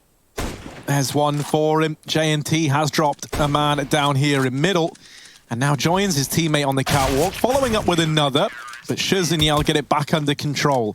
This is where the fun starts, though. Yeah. J&T's got money for the AWP. It's rifles for everybody else. Yell does not have cash for the AWP on his side of the board, so it's rifles for Boom.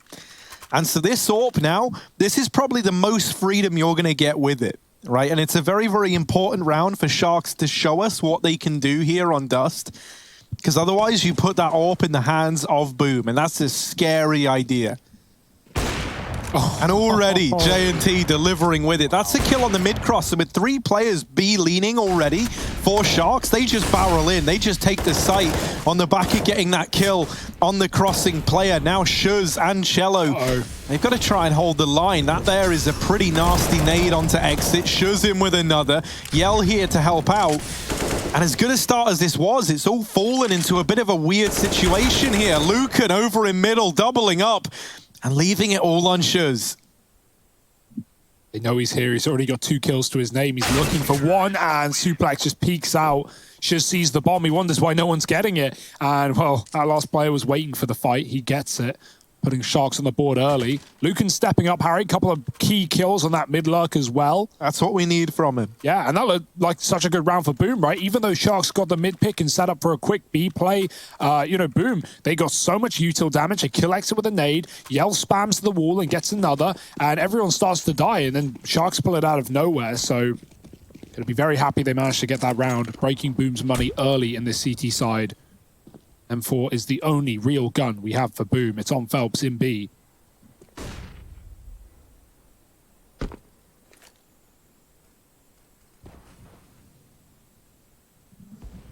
Interesting.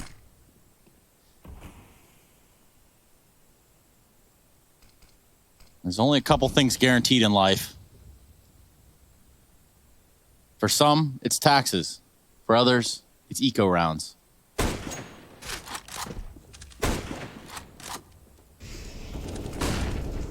Unless you're Donnie T, in which case neither apply. Force every round, then you never eco. That's the 400 IQ strategy.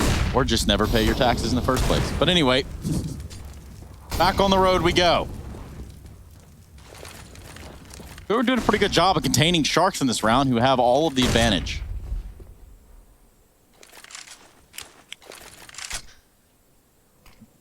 Yeah, but you know, how well can you contain a Shark? You know, you can put up signs, but they don't read. And so in through middle, they go swimmingly into this B site. 2 players here. Cello dropped right away. Phelps has got to deliver. He's in with one, almost the double. He does get it. Now the USP out, and that there is where his journey draws to a close. Now you're going to attempt this retake if you're Boom. You know, you forced into this round. You've got a 3-on-3, and this scout is going to hit like an AWP onto all but one of these players. So let's get it in there. Yell, bringing up the front. The rest of the gang in tow behind him with a player splitting in through the tunnels. Tunnels player gone. And AWP at back plat. They know about it, but no peek is given over. They're trying to beat footsteps. Yell running, Bolts waiting, and Sharks, they should just be able to exit for safe. Will they go for the kills? No.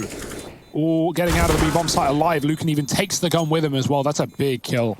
And Sharks, they were elected to feed, not to read. They will avoid the signs, and they will take that B site with the second round. Yell does get the gun at the end, but it's not like they have money. He should throw that to Phelps again. Man, Phelps always has these guns on ecos. Cello dropped him one in the previous round and took a deagle as a result, but the only player who can afford to buy Kevlar, if you want to, is Phelps on 2650. So the money kind of lines up there pretty well.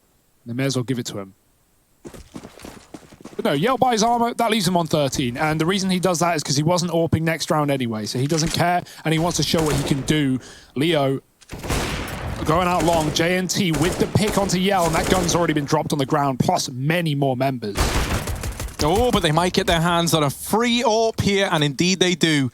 That is something that Shuz will take with him every step of the way. And so that picked up at least.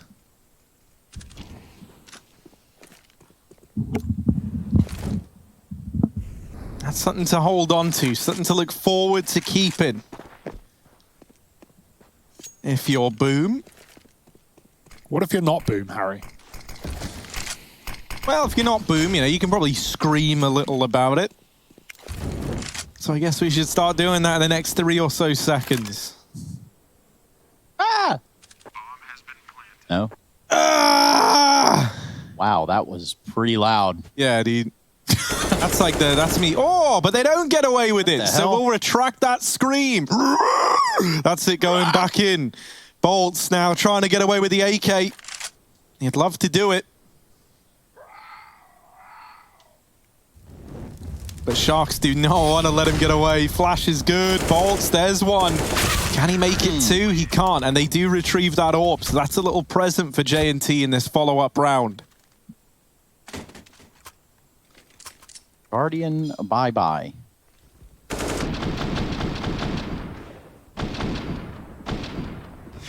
Hopefully, Guardian welcome back, right? That seems to be where we're going in 2020. Wild times. And I'm all for it. The wilder the better, and this game might deliver that as well. No AWP for Yell. Those exits are found by Sharks. Ooh, the old overbuy. Never like that. Oh, it doesn't matter here, but that could have consequences down the line. Something you just have to forget about if you're Sharks. Communication already scrambling a little bit by the looks of things. And it could get worse with Yell pushing middle. The only worry is exit coming lower. The Yell's going to check for it and get out. He actually doesn't flank long. And maybe that's the right call because Sharks are backing out of this one. If anything, it's left Boom lacking info. They've gambled towards A, and there's no one committing to this. Sharks back in through mid. There's the flash on long to keep the fake up, to keep these players here. Yell spotting. He can come up cap for free. Yell's going to jump, and he sees everything. That's crucial as well. Now the bomb and the AWP and everything moving in through middle. No smoke down. They want to take the fight, and Bolts will deliver them death. Can't flash through. Lacking the util. JNT catching Phelps on the flank, and now Yell holding off behind the doors. He's got one. Can he get out alive? Lucan doesn't want to give the bomb away. He's on his own. That smoke's got a timer on it, and X is trying to get an entry in through B. Cello. Oh dear, he's going to catch him falling off and stays alive in that fight. Sharks, this has gone dire for them. 2-on-4. Where do they even go? Oh, they got to make their mind up, right? You got 20 seconds. It's not exactly all the time in the world, is it? And it might just be the save here for Sharks. Well, starts looking all right, ends very, very badly. And Boom, going to put 4 on the board. Now, this save at least allows for a reinvestment pretty comfortably for Sharks in this follow-up round. Lucan can drop over to anyone who's not very well off. Someone like Leo Drunky here. Yeah, so much of that round falls into place for Boom because he yelled jumping over the mid-cross, right? If he hadn't had the foresight to do that, to go back and check after they 4-man stacked A, they might have fallen for that fake for Sharks. Yell gets the info. It pulls players away from that A site. Bolt is able to defend middle. Yell gets another from the doors. And Boom, they just lock it in. Everyone in their spots, holding their spots for 1 kill each. And Sharks, this time they want to take longer. They want to take it with force. Oh, man, they're going to do it, too. Look at Sharks just getting out in front of Yell. Bolt's trying to mop up some of this problem that has been created here, and they've actually done a pretty damn good job, all things considered. Just 2 players alive on Sharks. Holding on to the blue bin, also running around in smoke. Not entirely sure what to do with themselves, I imagine.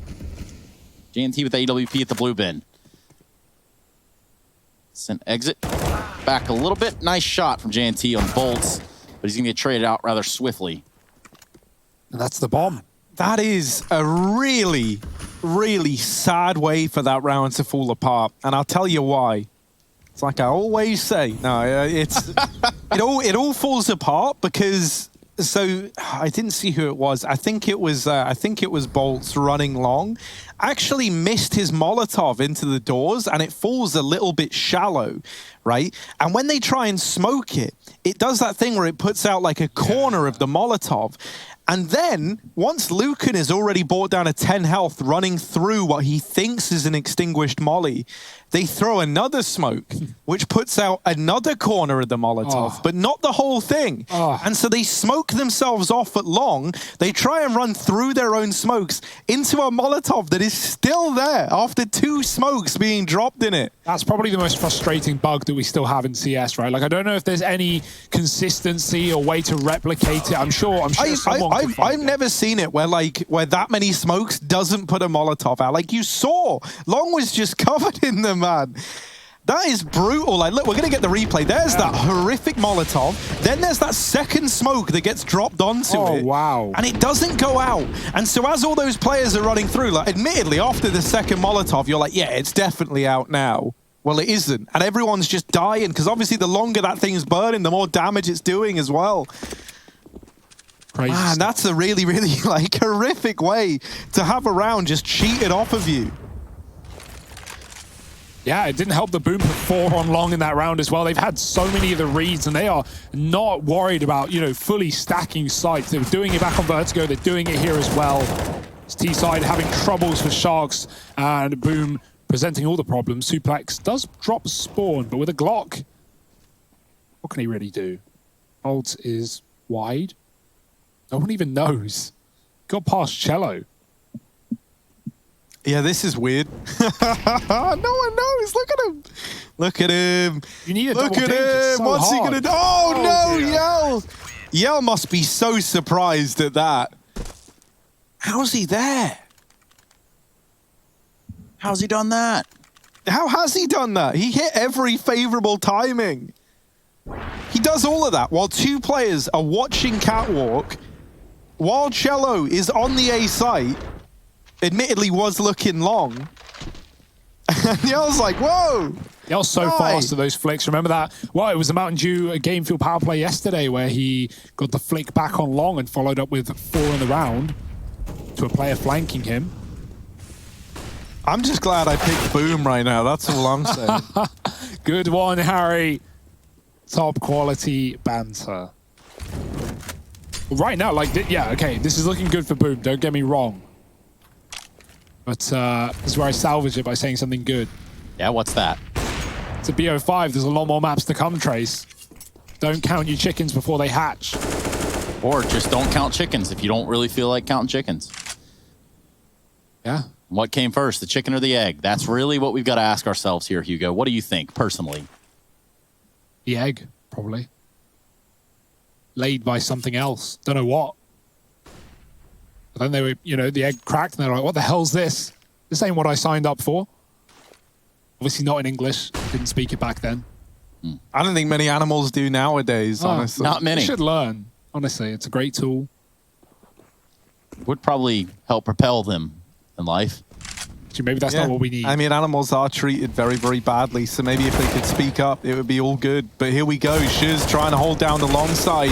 However, through the smoke, Valve's actually only good for 1. His teammate tries to follow in his footsteps, and in doing so, Cello, yeah, he tries to get cute with it, tries to get cheeky. And really, that kind of dug a hole that was already pretty deep for Boom, even further. Ends up having that round slip away. Now, that's like one of those moments where it's high risk, high reward. So you kind of, you think to yourself, do I do it? And Cello does. sadly, not to the results he was hoping for. He gets all the risk and none of that reward. So, round found for Sharks. Going back to, well, actually, I guess we could save this for later. But, you know, the worry is just quickly, if Boom do win this map, like, not only winning their pick and their opponent's pick, but then going into Inferno, again, another really strong map for them. Like, Boomy have already said, Yell's talked about the map pool for this team, saying they're not worried in a BO5. They have a D map pool. They play pretty much everything. And that has stayed true. Also, doesn't help that Shark's best map is Boom's Instaban. Out of Nuke.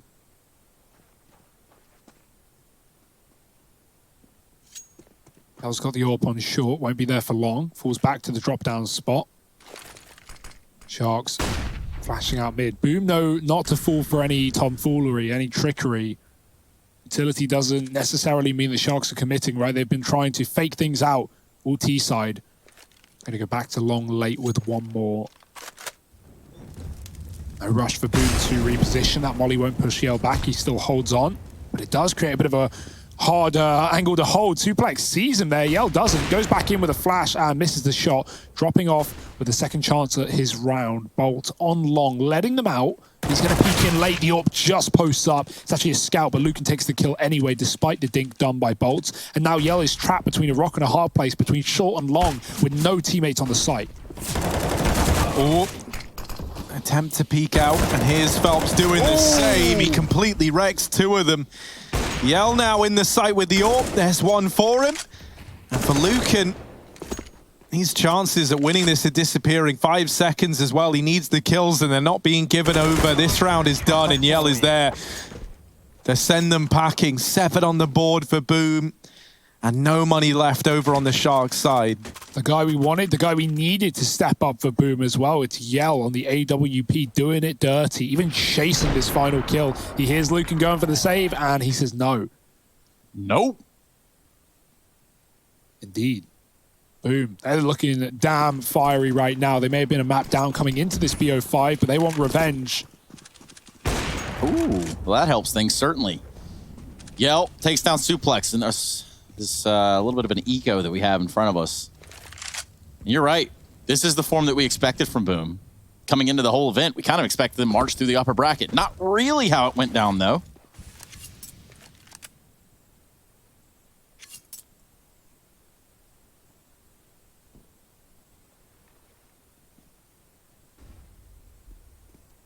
And while we've had a lot of force and eco wins in this region, Boom's been really good at that anti-ecos, I will say. Like, you know, these rounds never get out of control. They haven't in this series yet. That second round force in this map almost got a win for Sharks, but they lost it in the one-on-one. And so Boom are not worried in a round like this. Yell certainly not. Sees them coming through the smoke with a third. And it's exit.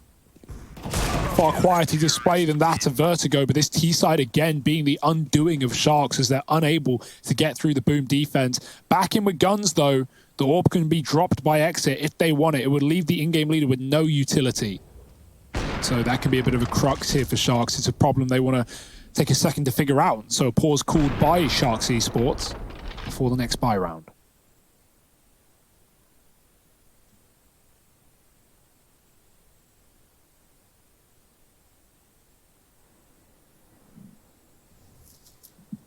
Tactical timeout.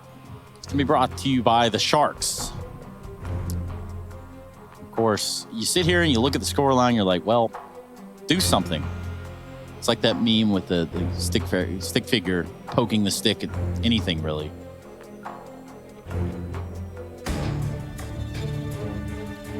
I've never ridden a shark. I could imagine it's a wild ride, though. Oh, JNT, man. He's been really, really good at hitting this crossing shot. Bolt again. That's the life of a B player, man. Didn't even make it to the site. Yeah, it's not always fun. In fact, it's very rarely fun.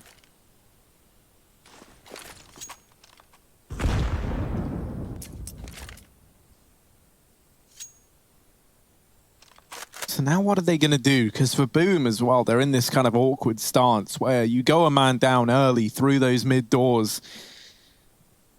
And you kind of just have to double down on playing defensive or try and take these like hyper-aggressive peaks.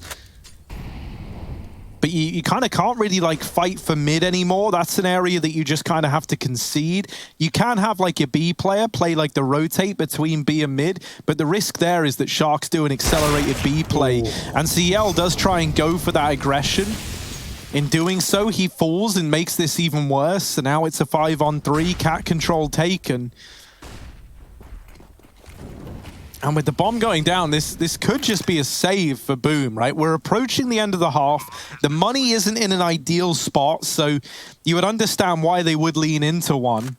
Yeah, it's definitely the right call here. If you go for this and you lose it, you let Sharks back in with an 8-7, like almost no chance.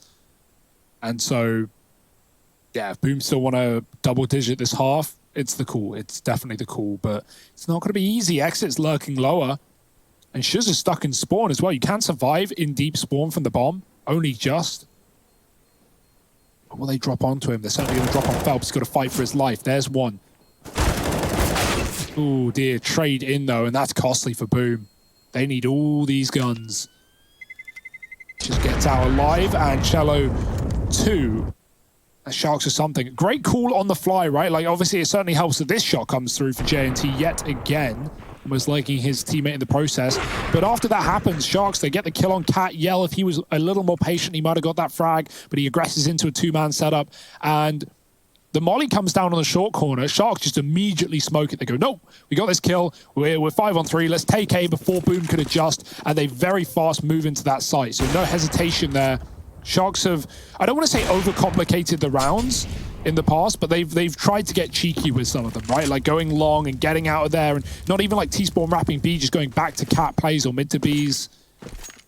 And Boom have been very good at denying that. So Sharks just, you know, throw everything but the kitchen sink into that play.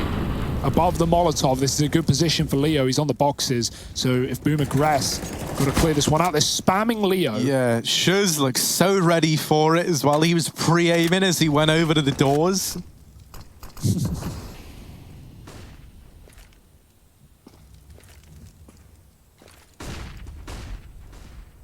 Flashes now over long to facilitate this push. Shuz down in the pit. You need him to put up one here to make this worth it, and there it is. Now as they try and trade, this is where he can tuck, and Yell can play around him. They can double off of one another, and him and Shuz will put another on the board. Now trapped in the pit, but this bomb is alone long, and luckily enough, Lucan is able to win that fight. It could have gotten out of hand, but Lucan, doing what he had to do, has left Cello in a 1v3. He's wrapping around over here towards long. The versatility is saving this one AK. Isn't that great for Boom, right? They're up against 6 on the board for Sharks, round 15 right around the corner. So they're forcing next round anyway. This would be the one rifle they would have.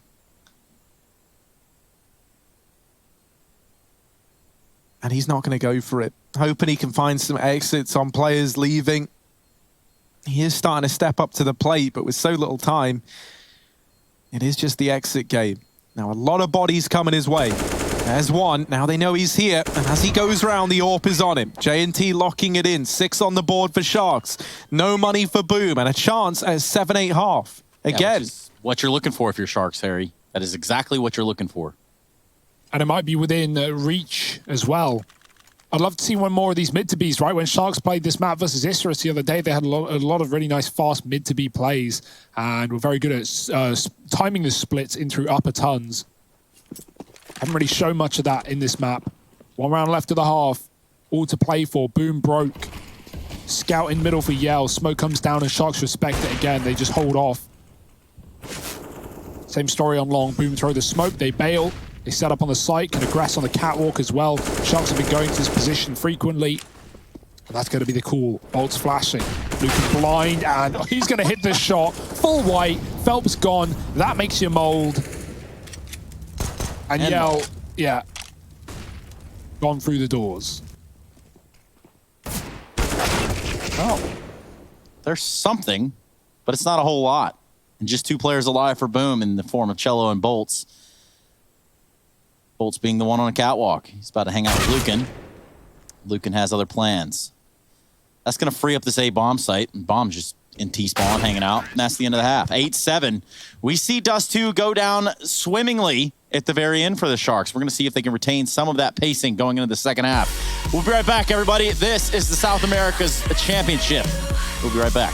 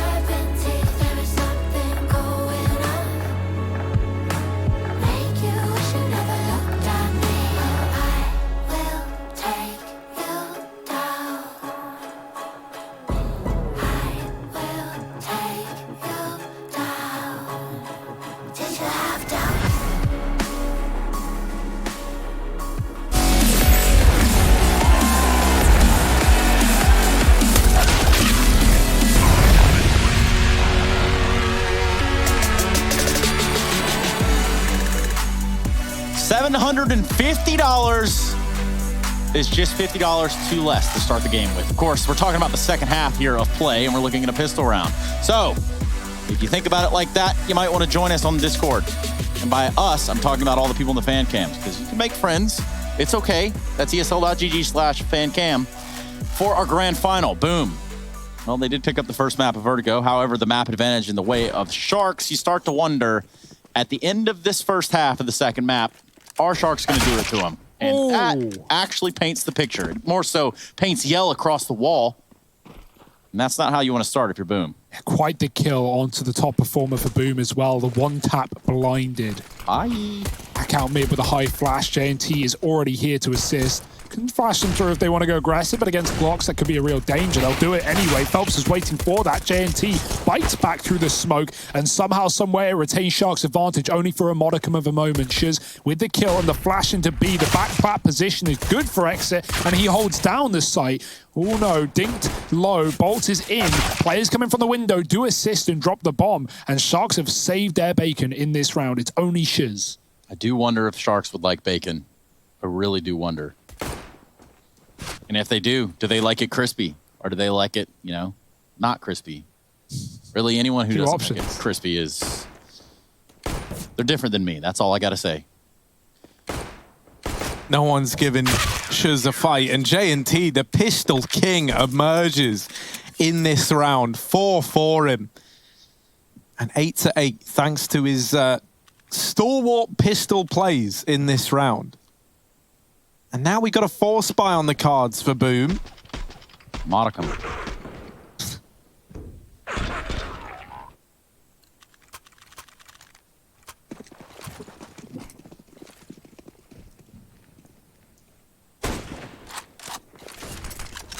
Fast flash out long, they're going back for it. Boom did force in this round. When Sharks did the same on their T side, they managed to get it to a one-on-one that was won by Cello.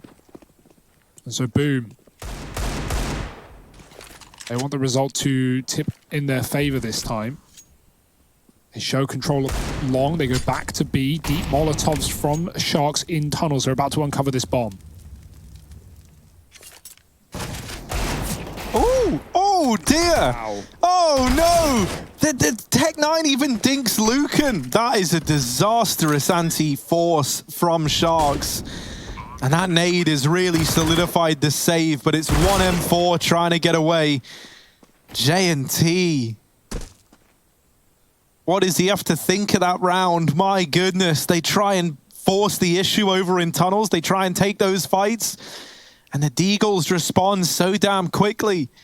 JNT might just fall here, trying to save. Cello already aggressive, and that round gets put to bed. Boom, 9 on the board as they respond with a forced victory. And I said that Lucan could have been the key, but that all kind of hinged on someone like Exit keeping up that same face from Vertigo. Lucan's having a great game right now. JNT is as well.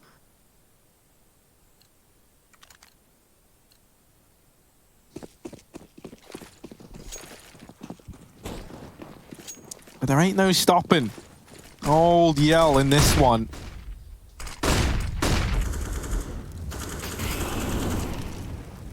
I will say, when we spoke to Yell in the interview yesterday, I loved the confidence that he brought to that interview. Yeah.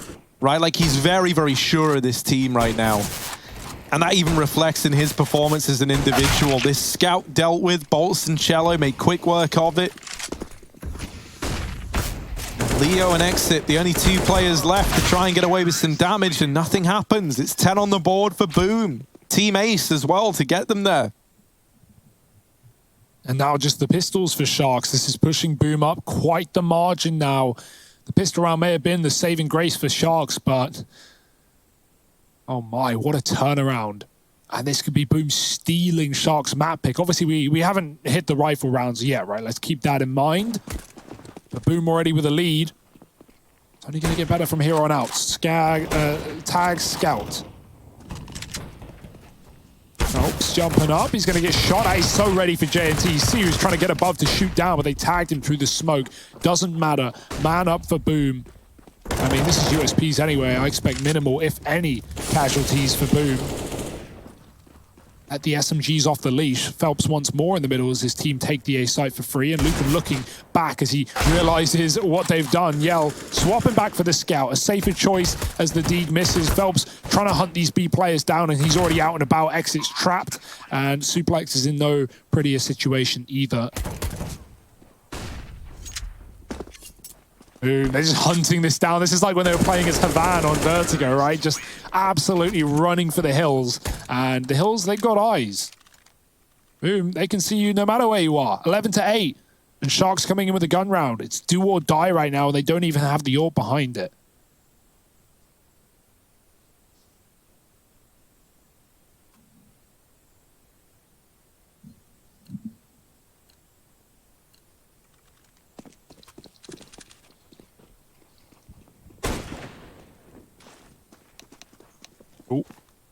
Not live. NL's in the chat. No damage has been done.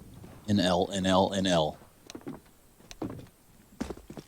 So this round will be restarted. We might have more technical issues. That was going on Vertigo. Didn't last too long, though, so stick around.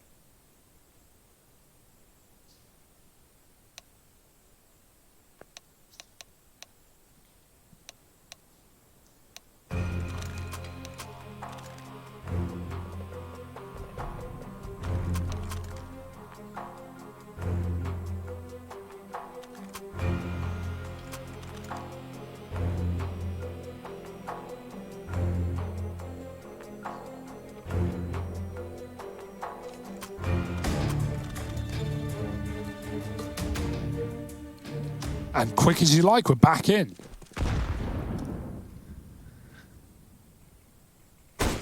Oh, that's scary. Gonna be.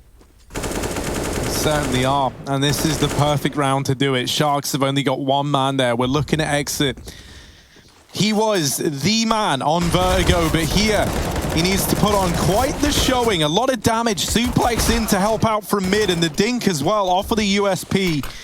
Suplex has got to buy time for these rotations because they're fielding a huge advantage right now, and the flashes actually hold Boom back.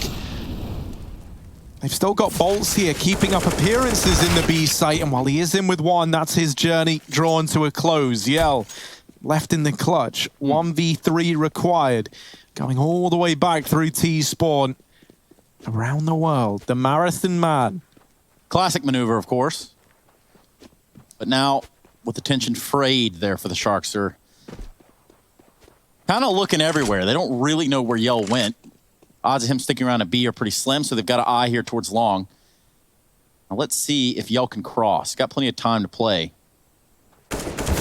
Now, wasn't expecting that second guy. Now, he does get Leo Drunky there, which would have been cool should there not have been a second guy.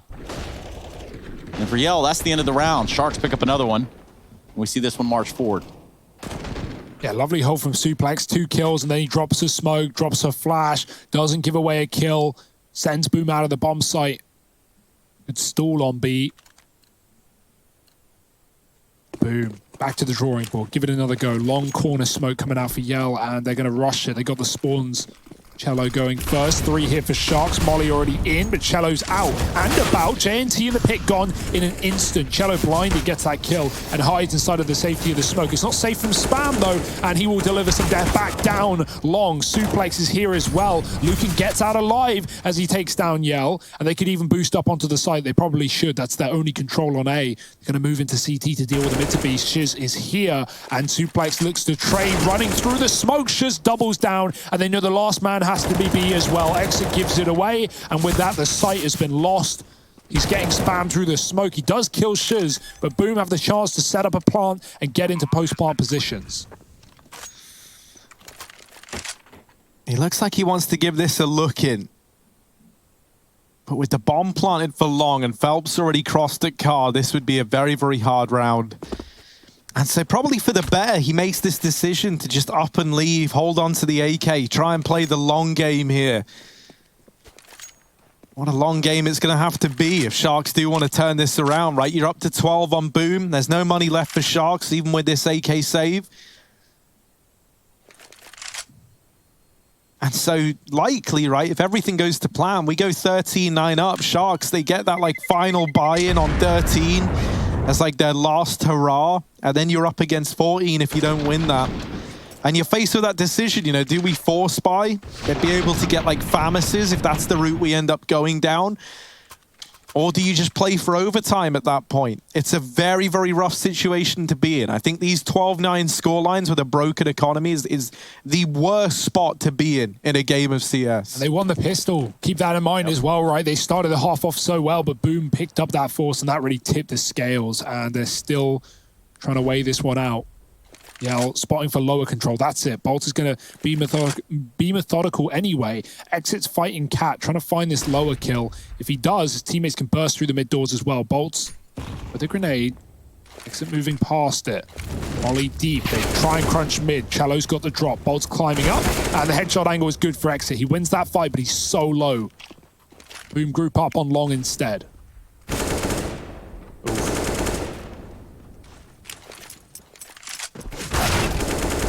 Phelps tries to turn a little late, and as he does, he gets peeked, he realizes. And in all this calamity and all of the mid-push for Sharks, even though they get guns, they won't get the round. Yeah, that's going to be 13. Guaranteed for Boom. There's not even going to be an effort here from Sharks. It just ties back into this monetary situation that we're going to see unfold here. Yeah, you're going to notice there's a little bit of cash stacked up. Saving 2 AKs helps the war effort as well. But if you're Sharks, you don't want to concede this map. Especially considering we go to Inferno next. It's the pick of Boom. We all know that every series goes to Inferno. Eventually. Eventually, or to end, or both. Yeah, and the worry there, Trace, is like, even though Sharks beat Boom in that upper bracket matchup to send them back through the lower in that rematch against Havan, in that BO3, the only map Boom won was Inferno. That's a worry. Sharks. Yeah, that is scary, especially if their map pick is swept. And right now, Boom have got the broom. Doing some housekeeping. 13-9. AWP out for JNT. First we've seen on this CT side. That's the money that Harry was talking about as well. And he's not even got armor behind it. He's got to do some heavy lifting up on long. Big Harry. What do you got to say about that? Oh, we need something huge right here. And Leo, I hate to say it, he's screwed, man. They spot him, get behind the blue bin. And that's another opener found for Boom. This game could be on its last legs. They're setting up for a B play right now on the Boom side. They send Phelps back through T-spawn to grab the bomb. They've got Shiz holding long, and he's keeping a lot of attention here. Exit, got to put up another big hold, and this time it's cancelled out by Yell. Now they have found Shiz, and this is given a 3-on-3 over. And because that bomb was rotating all the way through T-spawn, there is time for these players to get into position ahead of this bomb plant. Yell is holding on to the lower tunnels, and so if Sharks try and send a man in through the tunnels to help with this retake, that could be the blow that forces the save. So they don't. They group all 3 players up here in mid. Now with no smoke, they still have to worry about Yell later in the round, and that's scary.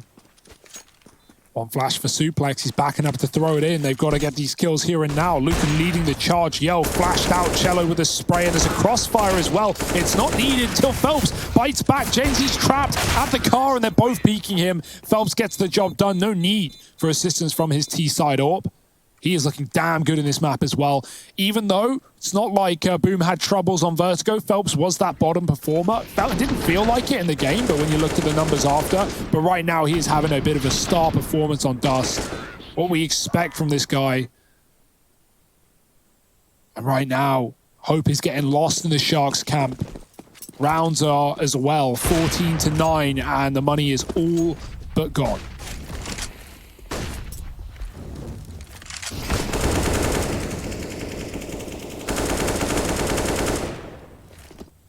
They're playing for overtime.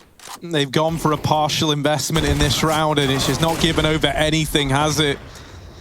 A damn near flawless attempt at getting out into long, and I mean, it will be flawless unless Exit is able to deal with anyone hunting him down.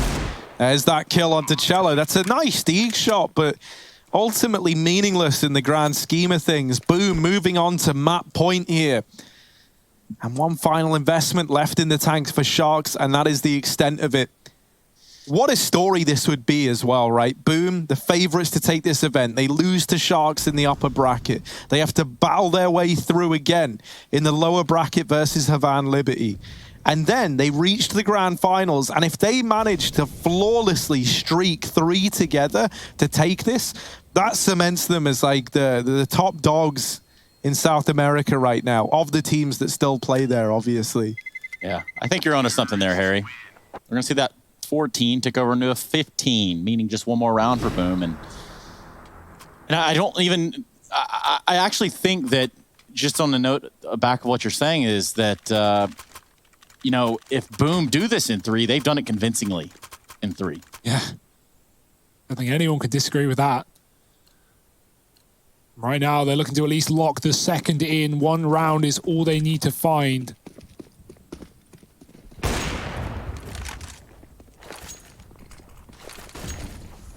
Sharks 2 rounds in the CT side to their name, one of them being the pistol bolts, making matters worse. Sprays through the smoke, kills Suplex and B. They could just commit. They're going for a mid to B with a bomb leading the charge. Flash out for Sharks, but Yelp posts up to defend his teammate who's blind in the cubby. Yell with a Molotov. This could get dicey. He's going to throw the bomb back. That's a great call for Shiz, and he's even going to fight his way out alive with one. That's good for Shiz. The bomb's going to be able to make its way to B. Boom have already got this control because of the smoke spam. And wow, in his dying breath, yeeting the bomb back into his teammate's hand has kept Boom in this round. Sometimes you got to yeet it to beat it. Bolts is doing just that right there. This could very well be the end of the map. We're going to see if they can hold on to this planet bomb in the B bomb site. Almost a double there for Yell. And it's not necessary. 16-9. Boom pick up this second map of this series of play. Map advantage still there for the Sharks, but they've got to do something about it, and they've got to start on Inferno when we return for the ESL Pro League Season 12 Championship.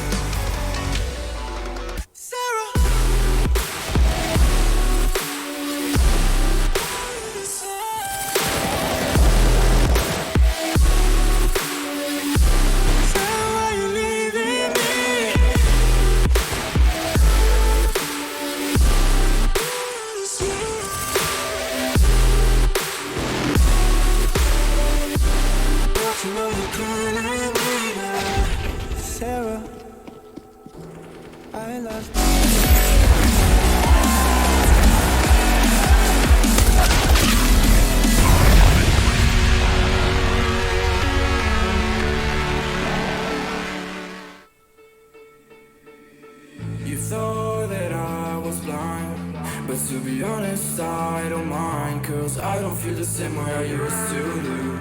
Every time I see you, know the truth, cause baby, every fucking time you've played me, you should know that I don't give a single fuck about you and your words. All the times you lied to me, I took notes. I don't know what to say. I thought you loved me, but you ran away.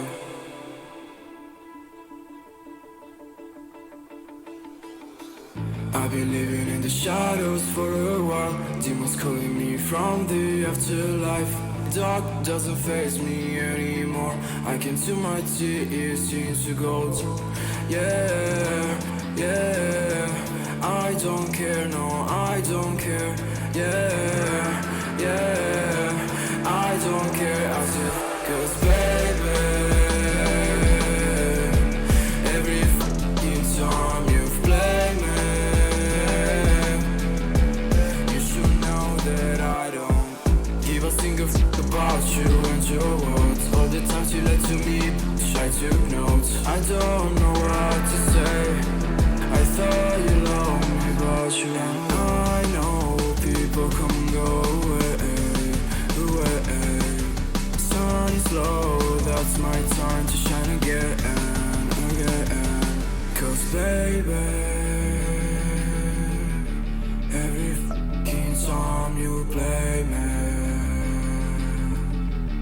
you should know that I don't.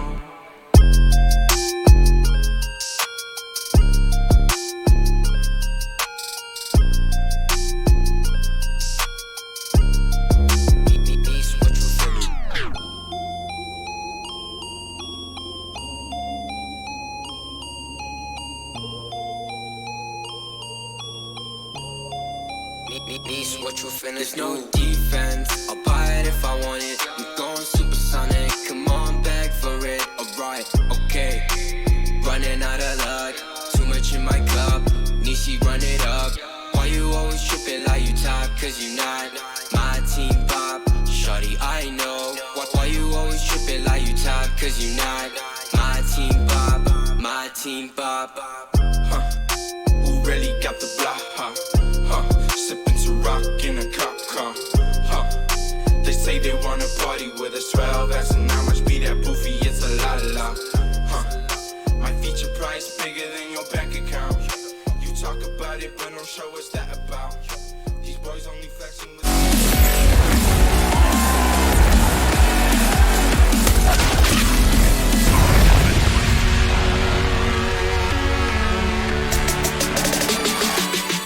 Lucan and company gave it their all. A 20-16 there for Lucan with 76 ADR. He will top the charts in terms of a KD, but it's Boom that pick up the map and moreover have their way paved for what could be one more final map of play here in the grand finals, that is. A lot of finals going on around here. Speaking of which, the finalist of our caster challenge is right here. It's Harry and Hugo. Guys, first and foremost, congratulations for making it this far. What do you have to say for yourselves? I'm sorry. All right, fair enough. What about Shiz? Let's talk a little bit about the finalists that we have on our hands here. Oh, man, this is, okay, this is a potential to be such a cool storyline.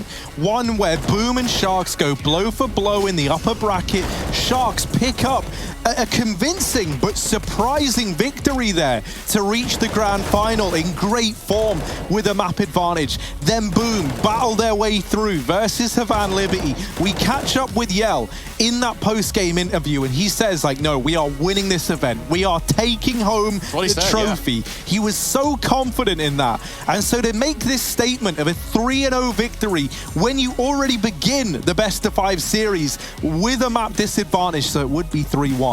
Regardless, like, that is an absolutely unreal turn of events if that is what Boom are able to pull off. And I tell you what, Trace, that is what the kind of pattern is looking like right now. They pick up Vertigo, their map pick. Then we go to Sharks' map pick at Dust 2, where Boom pick it up pretty dominantly there as well. And now we head to Inferno, the map pick of Boom. All the stars are aligning. Everything is in place for Boom to make this lower bracket run happen. And it's just one map that separates us from it. It's right there. It's right on the cusp. You can almost taste it if you're Boom. And we're talking about Inferno, Hugo. Why is this going to end on Inferno? Wow, well, hey, you said it, and I'm inclined to agree, right? Nothing else is pointing the way of Sharks other than the default map. They've picked up nothing, and they've looked good in this series, but Boom have just shown up on another level. Not only do they look great individually, but this map, rather, for these players has been so good recently. A 4-win streak right now, 100% win rate, as you can see. Boom have beaten Sharks on this map before in the tournament. In that BO3, they lost. We've already said that, and that's kind of crazy to believe. Now, Sharks, they fought so hard to get here, but it could all come tumbling down at the final hurdle. It could, which is a scary thing to consider. For Sharks, you want to look at it, you want to believe that it was possible, but we're not seeing that today. That is just simply not the Sharks that we're getting right now on the server. Can it change on Inferno? It could, right? But it's going to take some real step-ups from everyone, maybe except from J&T. He's like the one guy I give an exception to because he's had a good performance in both maps so far. The rest of the gang, we've had like 2 halves of Sharks show up in every one of the maps, right? Vertigo, we had Exit looking really, really good, but he wasn't really present here on Dust. Suplex also had a great beginning to Vertigo, but he wasn't really present here on Dust. And so instead we were looking at Lucan there. And now it's just a matter of like, okay, you've all had great individual performances, but it needs to be together. It needs to be harmonious, Trace. Yes, and that's why when Harry said 2 halves, well, they don't actually make a whole in this situation. We're going to be going to a break. We come back, we have Inferno on the cards, potentially the decider and the finale of what a championship that we have here for the Pro League Season of 12.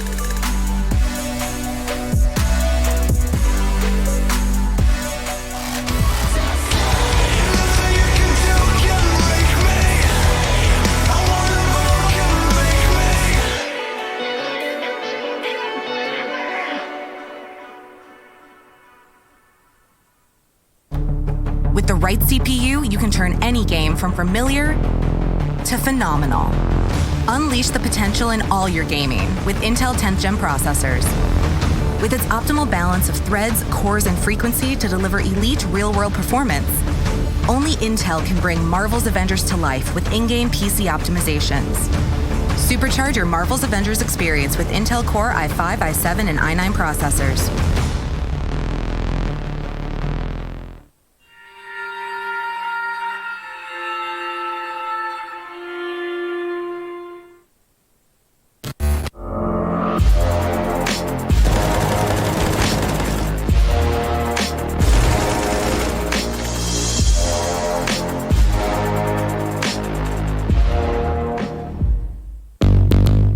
What's your style?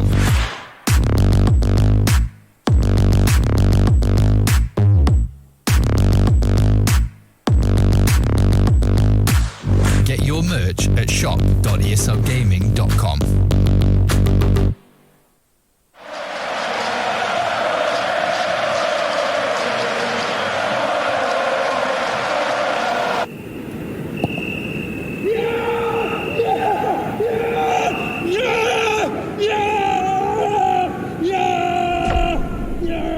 start your esports career now at play.eslgaming.com.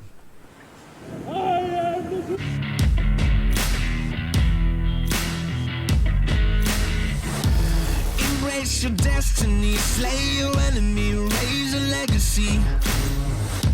No more apologies, trust your abilities, gather the energies. Pull yourself back together, been staying off track forever. Child of the nation, will seek redemption, time for salvation. Today is meant to be day of victory, time for history. Reverse the tendency, fight the entropy, channel your rivalry. You're praying for fortune to come, you're hearing the sound of the drums. It's too late to backtrack, go pack your bag now, keep your feet on the road and stand up. You've got what it takes to fight back. Don't stop until you black out, out, out. Stand up, up. You've got what it takes to fight back, back. Don't stop until you black out, out. Give what you got, show them how to make a miracle. Stand up, up. You've got what it takes to fight back, back. Don't stop until you black out, out. Give what you got, show them how to make a miracle. Go save your team, be a hero. Take home the cup, be a star. They waiting for you, take aim, shoot your arrow. It's your time to shine, show them who you are. Stronger, gotta go faster, gotta get better, gotta work harder. It's fight or flight now, get out now. Go with the move, go for the goal, lead up the stadium, you know how it's done. Stand up, up, go what it takes to fight back, back. Don't stop until you back out, out. Give all you got, show them how to make a miracle. Stand up, up, go what it takes to fight back, back. Don't stop until you back out, out. Give all you got, show them how to make a miracle.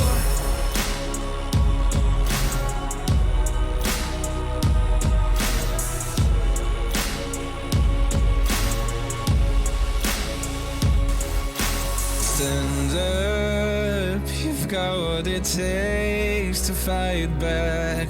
Don't stop until you black out, out, out, out. Stand up, you've got what it takes to fight back, back. Don't stop until you black out, out. Give all you got, show them how to make a miracle. Stand up, you've got what it takes to fight back, back. Don't stop until you black out, out. Give all you got, show them how to make a miracle.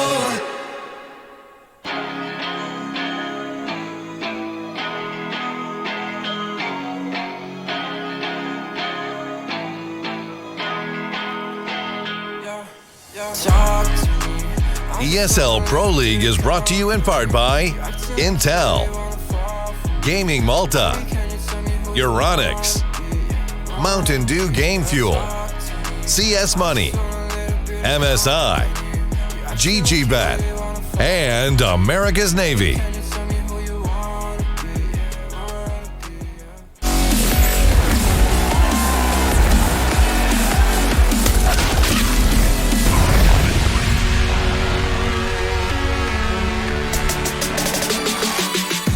Ready to jump back into it. We hope that you are as well as we turn our attention towards Inferno, the third map of the series, which might confuse you considering there's a map advantage for the side of Sharks, but fear not.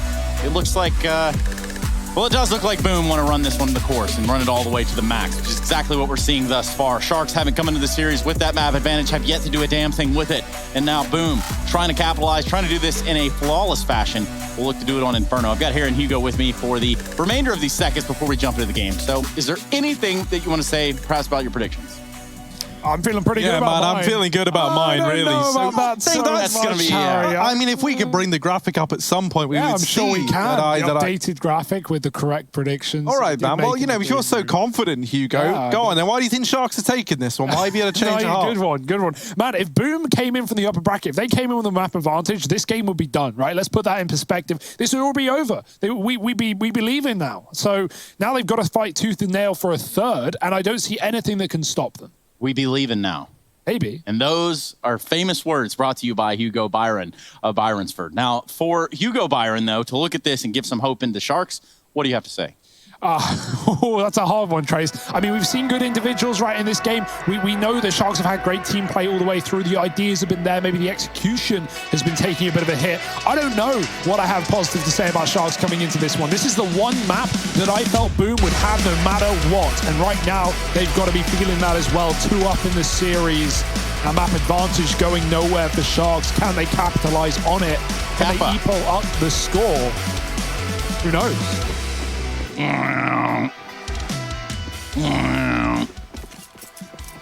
Harry, if you could turn the vibration off on your phone, that'd be cool. It sounds like the Battlefield sound effect. Of what exactly? From the music, and then it's like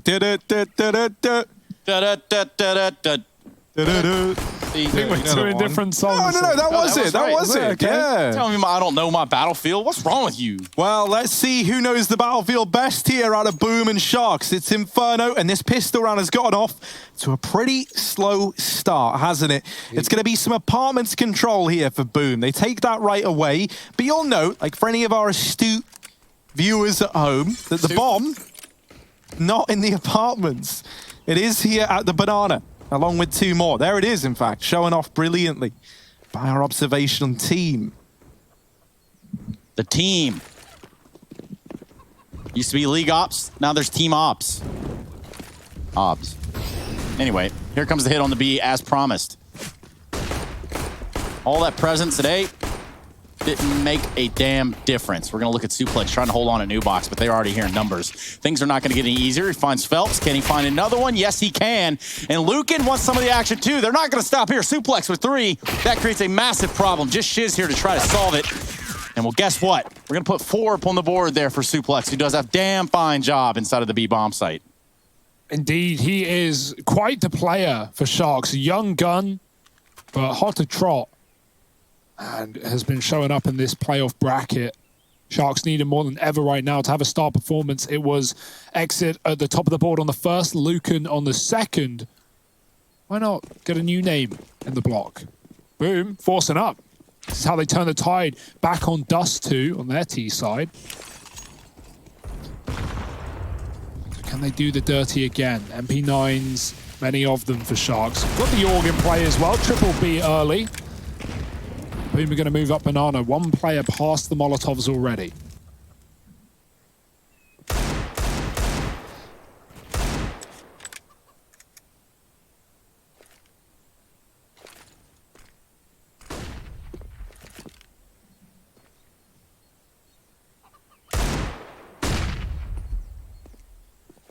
Yeah, spreading out and seeing what comes their way, right? They've got like the key areas of control here. This is a great example of how to establish this default on T-side Inferno right now. You've got top Banana, you've got top mid. These are 2 of the key avenues on the map. And you can already see the effect that losing top Banana has had, right? Sharks temporarily rotated Lucan away, and now they actually send J&T back to this A site with him.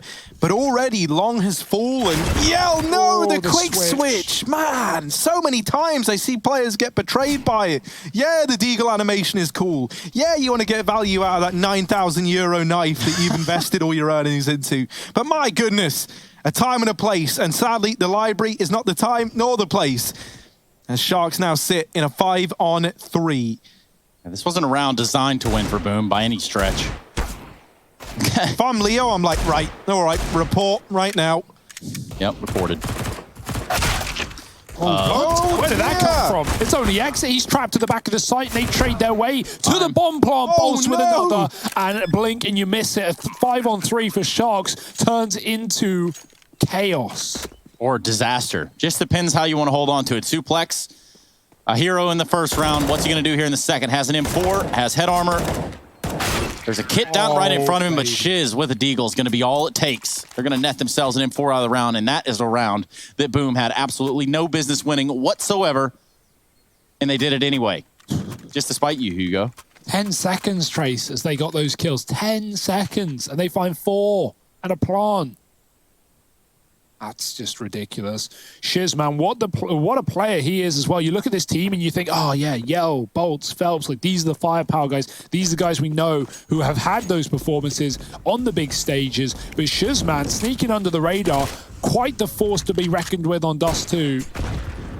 And begins this one with a 4K of his own, biting back against Suplex. Suplex has got something to say, maybe a round late, but better late than never. Well, Suplex doesn't stick around, but JNT does. And that's going to prove to be a fatal error. Worse than a blue screen in the middle of a match.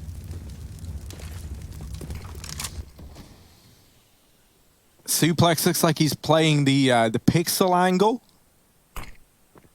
Tries to block that smoke. He kind of does, but... Okay. Blocked Bolts' bullets, too. Yeah, how noble, how valiant. Almost Valorant. Oh, we're not doing that today, Trace. Oh, okay, yeah. Sorry. It's cancelled. Exit, back here in CT. But he don't see any Ts, as he is to bow out of the round. And boom, they get that conversion. The force buy does not give the same result over the Sharks as it did to Boom. Yeah, Boom's got to be feeling good now. You picked up the last round on, I don't want to call it a miracle, but definitely on the back of a round you weren't supposed to be winning. And now you win the follow-up. Then you start to stack your chips for the rainy days. The rounds that you can't quite complete. Poor Chicken just kind of got caught up in the wrong place at the wrong time. It's just chilling on the bike. It's getting its cardio in, dude. I mean, I'd be upset. That bike ain't really going nowhere, but... Well, that Chicken is going places. And boom, 2-1. They're also going places. Perhaps to be the title champions here at the ESL Pro League South America Division. Which everyone would love. Not Sharks. No, actually, yeah, I can think of 5 people specifically who wouldn't love it. And here's the thing, right? This is where it gets really, really dicey. You come into this series with a map advantage. Okay, that's good. Then you go 2-1 down. Not so good. And for teams who have got the tenure and got the history and who have been in these places before, they can often dig deep and like find the resilience to be like, don't worry, like we know what we're capable of. We can still turn this around. But do Sharks have that same ability? And then to top that off, do Boom have that kind of resilience of their own, where if this did start to go back the other way, are they going to mentally check out? I don't think so, right? Like when you look at the names here, I don't think so one bit. I think losing a map, they would just see that as a challenge and this series extending a little bit longer before they go for that killing blow. Not to mention, that's a cool position, right? You hate it when it's used against you, but it's nice when you see Suplex wrecking Cello from it. Phelps finally realizes that he didn't even know either. They're going to try and boost the man up in CT, but Yell is checking for it. Smart man. So many players just run in there with their backs turned, but not Yell. Not today. Phelps has gone through. He's hunting down the booster. And Luca getting shot in the back. Another one for Phelps, cutting off rotates. And Leo's left alone on the short side. Boom. With everything in their hand. Most importantly, that B-bomb site. A third round just round the corner. And Leo just wants to get away with his gun. It's going to be a buy in the follow-up for Sharks. Saving is more about his armor than anything, but even if he does die here, it's not the end of the world. You can afford. It'd be nice to take an AK with you. Bolts is not going to let that happen, though. Uh-oh. Ooh. Ooh. Yeah, the double check. Look over your shoulder and find the frag. It's going to be Boom finding their third. Sharks will be able to afford at least. No AWP yet. Cello has the money for it, but no reason to buy it up in round number 5 on the T side. Establish some control with the AKs. This is your map pick as well. It's one that Boom have looked so good on as of late. And you know Sharks don't have their own this early in the game either, so It's not like you're bringing it out as a counter, not yet at least. No kit in this round, but as we know, Inferno does tend itself to saves more often than not.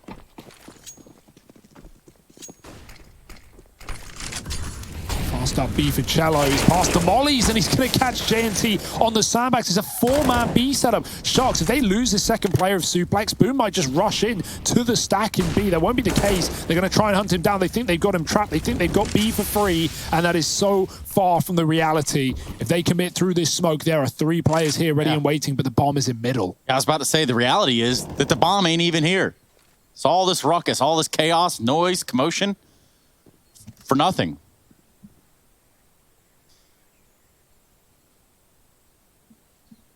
And look at Yell. Look at him go. Look at the journey that this guy's embarking upon. Now that bomb does rotate back B-wards. Oh, he saw him. Look at Phelps. He's in pool the entire time. There were 2 players. They still haven't cleared the... Oh, hello? This is crazy. Hello? How's the bomb going down? Oh, it went down? How have they done that? There's still 2 players. The remaining 2 are both here in B. Hello? This isn't how it's meant to happen. Exit and Leo. I don't know. What do they have to say for themselves? What do they have to show for themselves? This was their round to win, and Leo just tries to get on the bomb. I don't know. He didn't even have a kit, so that was... Ballsy. Yeah, ballsy's one word for it, right? Like, that is a little bit ugly, to be honest. Like, let's just think about that. Let's just think about it in context that there's 2 players alive in the site. Somehow neither of them have peaked. You've got Phelps creeping through the back lines, and, well, they even got a bomb plant before the planter's taken down. What the heck? So the reason Sharks aren't peeking, they're hiding at the back of the site, is because they ran a 4B setup, right? And you go with the idea of, oh, okay, if you lose your B players, the T's are going to rush in willingly, thinking it's clear. And obviously, Boom did think it was clear. They get 1 kill. They've pushed the CT player back to Ruins. Yell spots him from spawn, and they go, the only B players in Ruins. We have B. Phelps had crept into the pool earlier in the round, but never been seen by Sharks hiding in the darkness. And then Phelps wraps the player in Ruins. And they go, yeah, B's clear, man. Bolts, he's got an A pick. Nice, plant the bomb. And then Sharks just peek out. But it's so late. They could have denied the plant. They could have actually fought for the round. But instead, as soon as the bomb is planted, Boom have everything in their favor. That was such a weird one. I've not seen a round like it yet.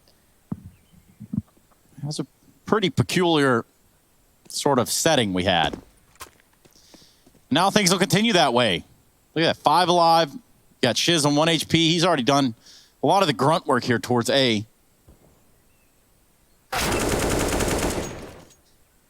with JNT's death there, they have absolutely solidified that A belongs to them. Just Suplex hanging out on the coffins. And it doesn't look like Boomer in any hurry to get this bomb planted.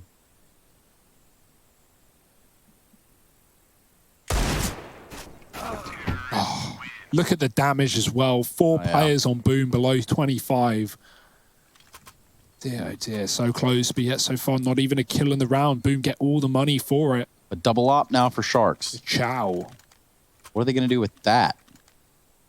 You think JNT is going to peek banana, top banana early on? Didn't see the spawns. We'll find out. This is the hashtag ESL Pro League. 3 on B. JNT with the AWP, but he's not going to play aggressive. He's throwing utility and playing from the CT side. Nice little nade, maybe a second too early.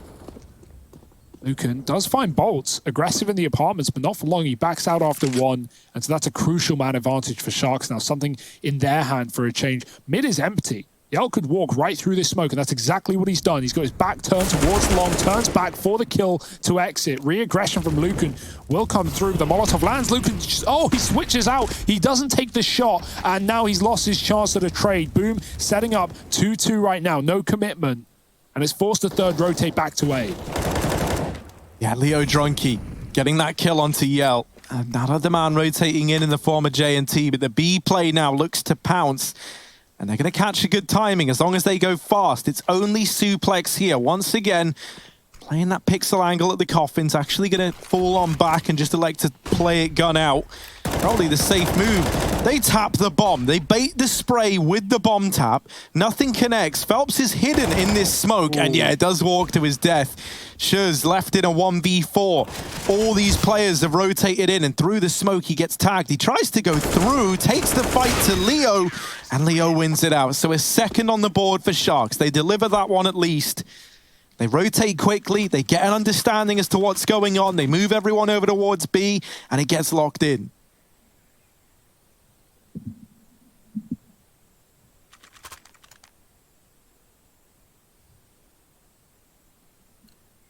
It's good the Sharks at least find a rifle round early, right? Otherwise, this could have been a sweep for Boom.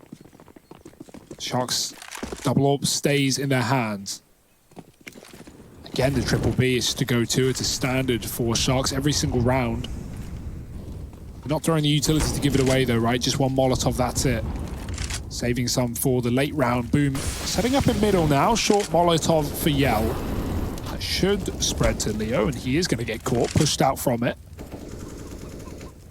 No one there to capitalize. With the mid-smoke down, Boom aren't able to get anyone through it this time around, and Exit playing on the boost on B. So fully solidified on this B play, but Boom, they want A for a change. Good reason for Sharks to think it's going to be B after so many rounds there, but Boom walking away from this stack, smoking off Lucan on long, and it's all down to Leo in the pit. Or is it? Are they... Oh, yeah. Are they going? Are they not going? They look back towards B for a second, but no, they will be committing with a bomb. And then not. And then, again, now they will. Thank you, Hugo. That'll be all. That'll do. Oh, the AWP rotate, though, in through CT. It's J&T getting the better of Yell. Now comes the push up through short, and Lucan and Leo in with all the kills needed. Bolts alone in the apartments, having to just back away.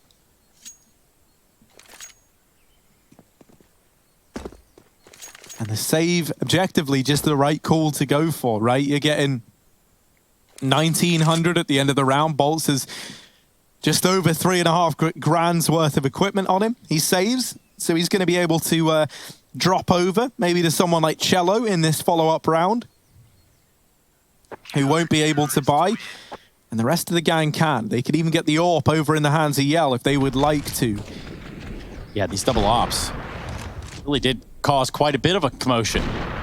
Did everything they were intended to do, even.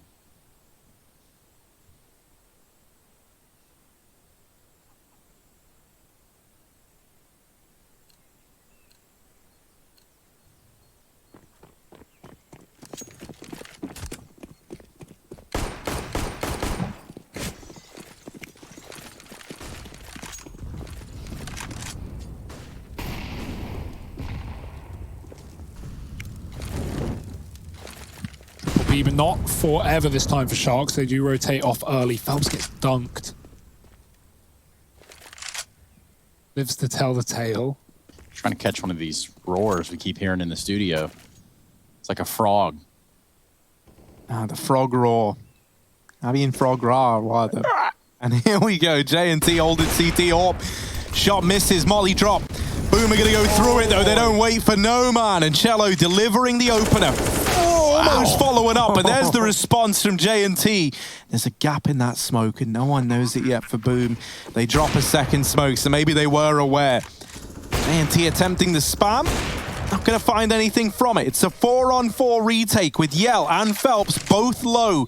There is a chance here for the Sharks. They smell the blood in the water, and they come a-flocking. Here's that retake. Lucan, oh my, looking at entry with the AWP, gets stuck on Shuz, who runs into both of them. And with two players so low, someone had to step up. Shuz is that man through the smoke. He's onto a third. And J&T's just got to run for the hills. But even then, these hills have eyes. There's a man in the top of mid. Phelps is there trying to hold it down. J&T somehow plotted a pretty safe route. Phelps, can he hunt down the AWP? Timing, ticking away. And J&T will escape with it. But still, it's 6 on the board for Boom as that B play gives over some pretty stellar results. Yeah, Cello with the pace is just really the undoing of Sharks in this round. He's able to just run right on through. He gets a grenade off onto the coffin side. And then there's Shiz, who just shoots through smokes. Yeah, he just keeps it up, man. What a great play. I don't know how he realized he was getting blocked on players there. Maybe he couldn't walk through and he ran back, allowing them to come through, only to mow them down. These B retakes not as easy as they may seem. Constant re-smoking for Boom. They put 3 in spawn after the bomb plant. Just cycling them, chaining them together. Boost up on B. Molotov climbs walls, climbs legs, and hits JNT on top. It didn't even hit the guy at the bottom. That's weird, man. The Molotovs hate Sharks. That's what we're learning here. They're better in water, not fire. Yeah. Look at Cello again. Look at him. All my Sharks hate Cello, and here he is about to push in to this B site in the smoke. As it fades, in he goes. There's a man up on top, and the flash is good. Almost the 180 follow-up. They do lose Phelps on the cross. There's another gap in that smoke. Every time, Boom are having to use 2 here at the B site, but it's nothing that Sharks have been able to use to their advantage yet. Bomb now down, but a man advantage for Sharks in the retake. Once again, we need a hero. Yeah, and this time there's no util for Boom, right? No more re-smoking coming through. They've got to win the fights, and they've got 2 flashes to do it. Shiz trying to set them up. Aggro Coffin's play comes in well. Bolt with 1, doubles down. JNT was low, and Bolt gets out of there alive, but he wants more, and he'll get exactly that. 3 kills for Bolts, hunting them down, not letting Sharks set up. And Lucan, lost in the source, running out of that one. 7 for Boom on this T side. They are looking ferocious. They want this trophy. And there might not be anyone that can stop them.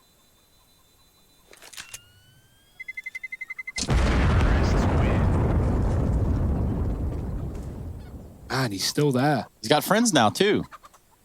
Or maybe they're just onlookers like, hey, man, you all right? How many chickens will amass in the pit by the end of this game? And how many bomb plants will it take in the A site to ruin all that? Yeah, that's sad if that happens. But luckily enough, Boom. Allies with the chickens. They're hitting B time and time again.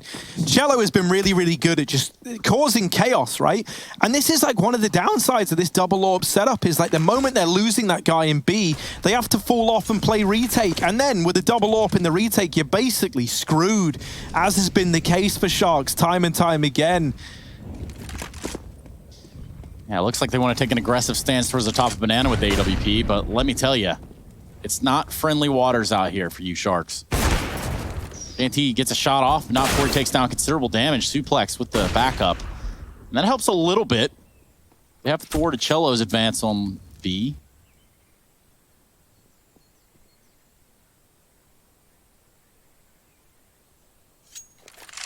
Patience now going to be the game here for Boom. Down a man. And one that has ultimately been opening all kind of doors for him.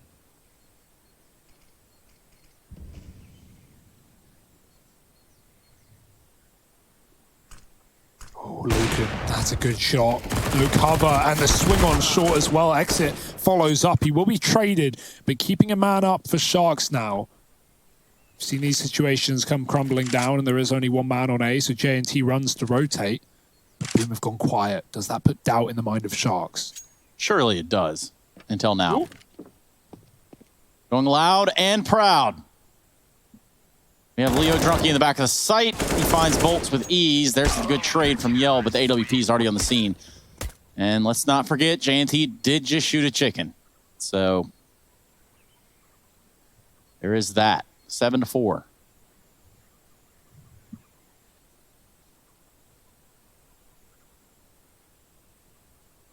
Sharks are finding these incremental rounds right here and there, now and then. But what has been consistent across both the 2 maps we've had played currently is the first half is close, and then the second half is a blowout. Both times, Vertigo and Dust. So even if Sharks make this one close, there's always that worry that the streak continues and not in their favor. Great grenades down B. Wow. A beating onto Boom. There's another one right there for you, too. Oh, and then M4 damage to put Yell on a similar situation. JNT really wants that B pick, but maybe he should reconsider. Well, he didn't, and look what happened. And they're just going to group and hit B. They don't have the HP to be sustaining any of these fights, so they just take that one advantage while they got it. The CT smoke has missed in a very, very big way. They try and force the issue, at least Exit does. And now the follow-up onto Suplex as well. It's into a 2-on-2. This round is utter chaos. Pushing the extremities, Shuz looking for even more, but that's going to leave Phelps in a 1v2 with very little HP. Now down to the clutch, and Lucan is there to lock it in. The AWP retrieved, defuse found, and Sharks, they will grab a fifth. Boom! They need to work on this CT smoke because it's missed with a gap, like 3 rounds now. And in that one, it actually smokes them off at top banana. Yeah, I don't know what's happening. Sometimes we see like Cello waiting in that smoke and then throwing one in on the fly. And like that can, you know, be some reasoning as to why that happens. But yeah, a bit of a weird one. We get that CT spam coming in, and it does enough damage to stop the first man in. Suplex doubles with 2, and the round 1, at least, by Sharks, finding a couple, and back to the double AWP as soon as they can. JNT, he really one of those B picks, might want to relax, but when you wait and when you give Boom that top banana control for free, we've seen how brutal these B executes can be. So no surprise that Sharks want to thin out the crowd before they fall back. More standard setups now. Boom again, just back to top B. They're on a force round. They got 3 Galils and a CZ with an AK. May as well just go for a full Hail Mary into B. Or a Hail Mary. It works too. Molotov lands right at Suplex's feet. It's going to force him to reposition. Meanwhile,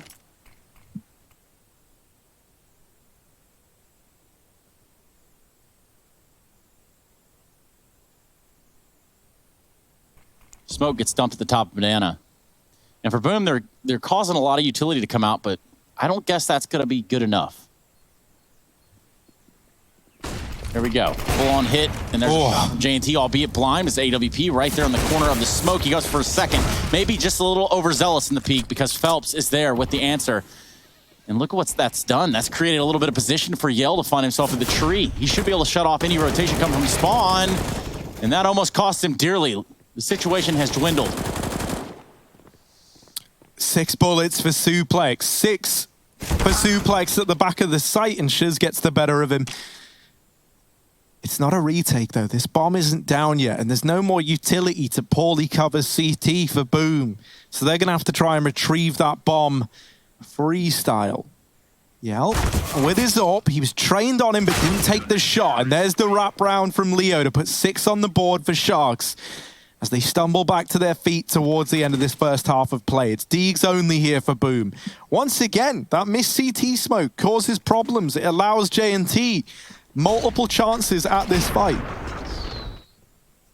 It just comes down late, right? Like that has been a consistent effort, right? Boomer trying not to telegraph their B plays, but as a result have been throwing flashes before smokes and just losing advantages every single time on these B entries. Sharks have had a great recovery dealing with these executes, and now they get to reap the rewards of an eco. I say that, and maybe I speak too soon, because 2 kills from the T side. Lucan has to trade and do it fast. He finds one, backs up into the apartment, 6 bullets, and Bolts just deletes him.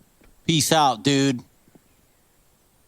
J&T, not easy as 1, 2, 3 in this one. Suplex fully blind, and with the pistols, Boom take an 8th. And now that economic downturn has traded places and lies on the shoulders of Sharks. Not sure that they have them, but it will be pistols and armor, and that is it here. It would be like a T-Rex's shoulders. They're gotta be like really small to match the small fins. Oh well. We'll leave that up to the marine biologists who decide that. For us, though, it's pretty weird to kind of look at just the power of pistols for Boom and what they're able to accomplish on these eco rounds. That's the second eco they've won on this T side as well. They won round 2 with Deegs in a 3-on-5, and it's just getting easier by the second. Sharks fighting mid, giving away these advantages.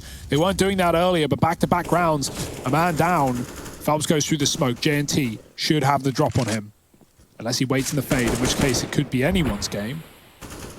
Re-smoke in, Phelps sneaking through. J&T looking at the right side, he's ready. And he's got it. Nice. AK gifted, but he's stuck and he's got to get out alive. Cello only just lets him get out. Leo finds a gun in the apartments after one, and we'll follow up with it. Making good use. It's gun game, trading weapon, every kill. Bolt is out through the long smoke. He could flank B. Cello's got to retrieve the bomb, but this could be huge.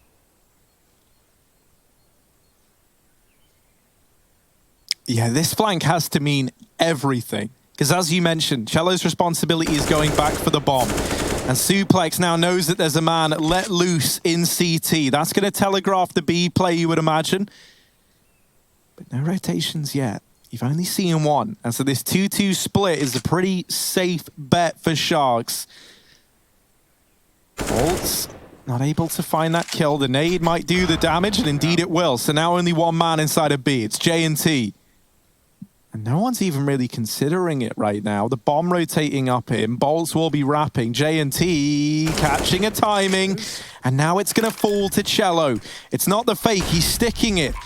And they try and bait him off with the flash. That is ballsy for Cello to maintain the plant, but it ended up being the right decision. You're still asking a lot from this one-man band of Cello. Back at the site, 1v3, down with the first, but needs a little bit more to round out the half for Boom. And there's the trade for exit. It is another 8-7 half. Every single map in this series has ended this way as Sharks grab the defuse and lock in a 7th. They're fighting for a lifeline. They're fighting to keep this grand final ticking on a little bit longer.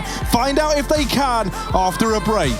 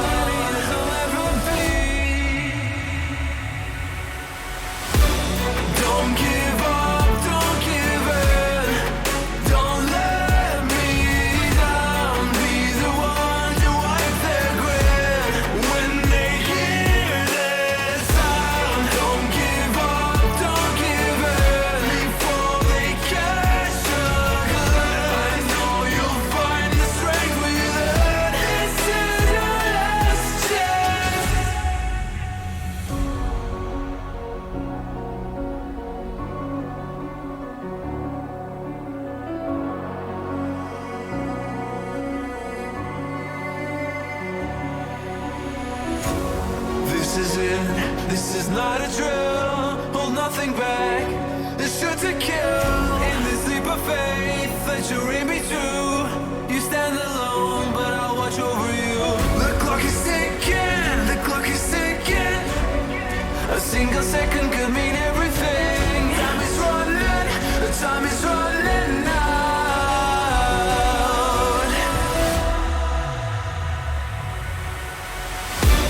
Don't give up, don't give in.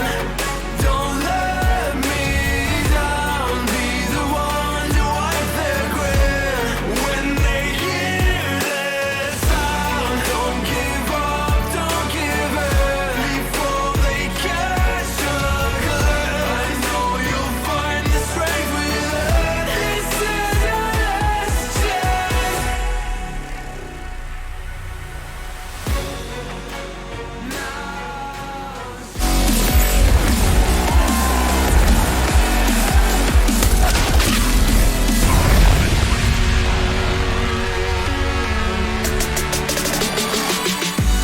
are back, ladies and gentlemen. We are glad to have you here at the ESL Pro League Season 12, South America's Grand Finals. This is a best of 5, and, well, Boom have been running the board so far. One map advantage in this series for Sharks, and that has done absolutely nothing for them whatsoever up to this point. Joined by Harry and Hugo, and we're looking at an 8-7 scoreline right down the half.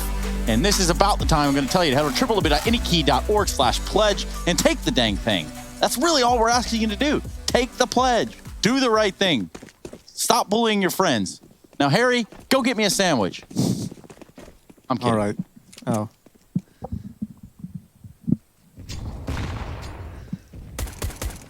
Boom want to close this. Phelps is pushing mid in the pistol. He's going to bail. Boom have a triple B set up. Seems to be where Sharks want to lie. Maybe it's instead where they die. Free smoke at the top of Banana and Boom hold on to the site. Sharks are going to move up though. Every half, or every map so far in this series has been a close first half and then a dominant finish for Boom. Regardless of the side, can Boom keep it up? It's all going to rely on this pistol. There's Yellow. Oh, man, this is brutal. Exit will deal with one at the very, very least, but bolts through the smoke. And it's all left onto Leo Drunky. 1v4, and they hound him down. Boom up to 9 as they secure the pistol round here. And they look to get off to a bit of a storming start on the CT side of their map pick. And what could well be the last map in this grand final series if Boom have their way. That's right, ladies and gents. You know, even with the man advantage going in favor of Sharks, Boom, they might make this impressive lower bracket run happen, and flawlessly as well in the grand final. There's no investment here from Sharks. It's only pistols. They've just got a couple of Glocks, and that's really it. That is it. That nade almost finishing off J&T. The MP9 will beat them to it. This one's a bit of a write-off. It will be 10 on the board for Boom. No matter how well these Glocks do, it's not going to happen. Next round, though, we get the rifles out, and that's where we see if Sharks can make some sort of recovery here. They're just running for him. Nowhere is safe. Nowhere is free. Boom, they own all parts of the map. Phelps with 3 in the round, up to 10 now. 6 away from a championship here in the South American region.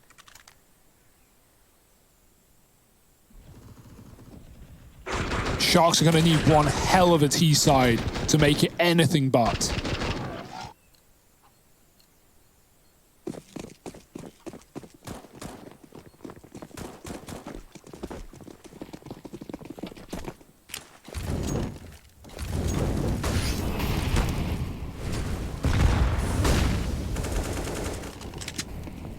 Yeah, let's see what they can bring to the table. A quad B stack out of spawn for Boom. And Sharks taking this slowly. That definitely facilitated this quad stack and has helped Boom out a great deal. Now this top mid smoke is in. There's a bit of a spray from Phelps. He doesn't want to take too many chances here. How did he not hit anyone? Get out through short. Shuz does a lot of damage, but doesn't get away with a kill. And Yell hidden in the site. No one's checking for it. The MP9 gets away with a double.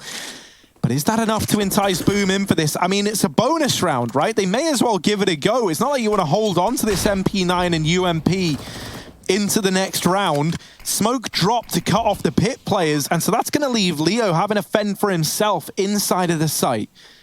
Meanwhile, wrapping around short, we're looking at Bolts, who has this MP9. Not really anything else he could upgrade to unless he's able to get down the short side. There's a dink onto Leo. And J&T's low from Shuz's spray earlier on, but this is where Exit should have the apartments on lock. And so this retake feels unrealistic for Boom. You can already see Cello leaning away from it. And so I think they're going to make the smart play here to just go for economic damage. And boy, oh boy, are they going to get away with a lot of it if they keep these players trapped in the pit. But Bolts tries to get ahead of the curve, and in doing so, is dropped by them. And both these players get away with their lives intact. 2 stay alive. That is still money lost for this side of Sharks. That's fine for Boom, right? Because they've got a rebuy. They've got a full rifle round here. It was bonus, as you said.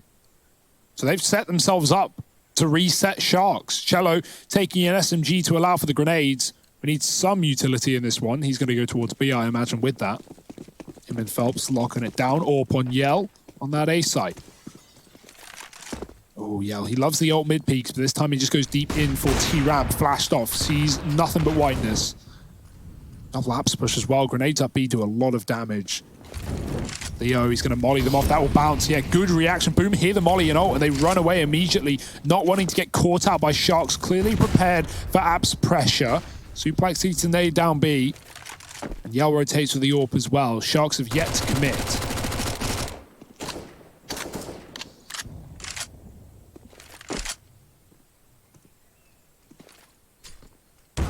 Yeah, hello, hello. What's going on here then? He takes the peek down through Banana, gets away with one, and then gets the hell out of there. Top mid taken by the Sharks. But they've lost exit. Over towards B. Yell's come rotating back. This man's a real ghoul. He disappears and reappears elsewhere. Not able to help his team out though as Sharks swarm this A site. The bomb now going down. And it's going to have to be a save for Boom. So 9 on the board for Sharks. Still a chance that they can reclaim Inferno. Still a chance to take us to that 4th/5th final map, depending on how you want to look at it. Yeah.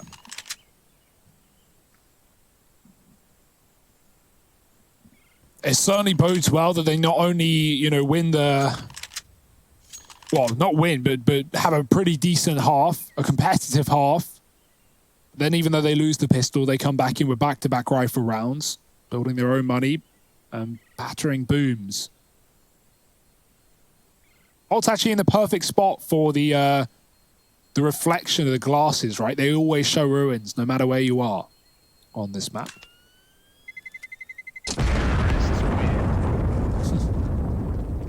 10-9 though. Sharks keeping things close. For now, it might get even closer considering Boom are broken. It's going to have to be an eco around these 2 saved guns. Maybe put them both on the B-bomb site, hope for the best. Passive A setup and hope they come to you. Or just Hail Mary and run down mid.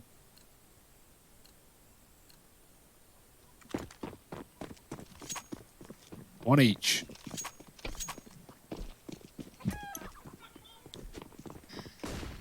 Wow. Yell's got a Zeus. And I see Zeus, I see Yell, and I think, nice. Oh, that was it? Yeah, well, you know, he hasn't done anything with it yet. I'm not going to be like, oh my god, he's bought one! Kind of under-yelming. I get it? That's actually, that's probably your best one, Hugo. That's up there, it has to be. Wow. Oh, with that whole jellyfish story, that was pretty good too. Yeah, no, that one was. Here's 5 in mid, right? We're talking about Ocean Life. Well, to do that, you got to look at Sharks. Oh dear. They got to go back B, I think. They do still have the smokes. I think they're just waiting for Boom to give up something here. They smell something fishy. They go back B, they walk into the guns. Bomb's still in middle. Throwing B util. Now to fake B. Now they're going A. Yell walking to his death. Suplex waiting in apps. They are going to send players into that B site for fights. Exit finds one. And that keeps Cello on the wrong side of the map with his SMG. He could go grab the M4 from the coffin. Exit is Dink. No one's going to follow up on that though. And Sharks moving out mid to long. 20 seconds, but again, like USP's on the other side. Really no way in hell Boom should be able to make this round interesting. Okay. Nope, all under control. No way in Yell.